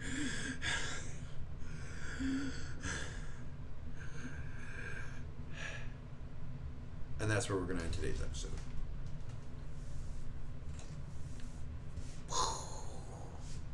All right. Well, I thank everybody for joining us today. It was a pretty roleplay heavy situation. There was a lot of important conversations happening, as well as more that are going to happen, as well as figuring out what they're going to do for the next story arc. So that'll be interesting.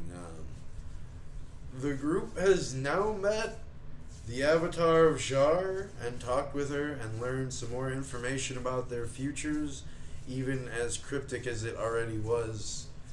Maybe they can figure out some more stuff behind that, and some other stuff. And they've been given a few allies, it would seem, as the work they've done has brought some interesting relationships to light. And don't forget the hypothetical army. And the hypothetical army. But thank you for, again... maybe base. And thank you for joining us. Yeah, that's another interesting thing. You guys do have now a port you guys can start calling, or coming to if you would like. But yeah. And it's outside of time. Wibbly wobbly. And thank you guys again for coming. We appreciate everybody who does join. And we are excited for the next time we'll be playing, which is not next week. This is when we will first start being or testing out and trying our new schedule. Next week Sunday is going to be masks during this time period at 12. So look out for us then as we see what the crazy group of wacky heroes does next week. And we'll come back to Dikuth's in 2 weeks then and figure out more about the Doom Vault and what that means to the group and Vortigern and all of that. And hopefully we got some interesting stuff this week. I know, Donnie, are you streaming tomorrow? Yes, I am planning to stream tomorrow. I don't entirely know what I'm gonna do. I just Right. re-downloaded Left 4 No, Dead 2, I get it. Fear 3.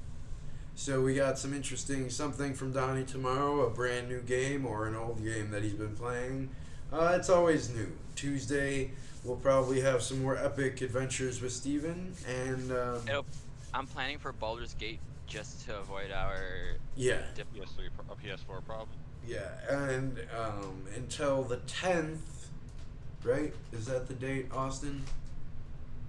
Yeah. Until the 10th, I will probably also be playing other games other than WoW. Yeah, the 10th. Until the pre-patch drops, because right now they've extended everything back even further. So I'm gonna do other stuff than run around and do nothing in WoW. And then more stuff Thursday, Friday, Saturday. We got a whole bunch of stuff planned this week. Are we streaming tonight? No? Okay. Mm-hmm. We can. I thought we were. I thought Steve I was planning on wanted to. Okay. We could. Well, That's all on you. we will find more. We will figure out more information right after this and let you guys know through social medias. So thank you everybody for joining us, and we look forward to seeing you all next time. Stay crispy. Stay happy, stay healthy, and we'll see you all later. Thank Bye. Have a wonderful time. Charles poop.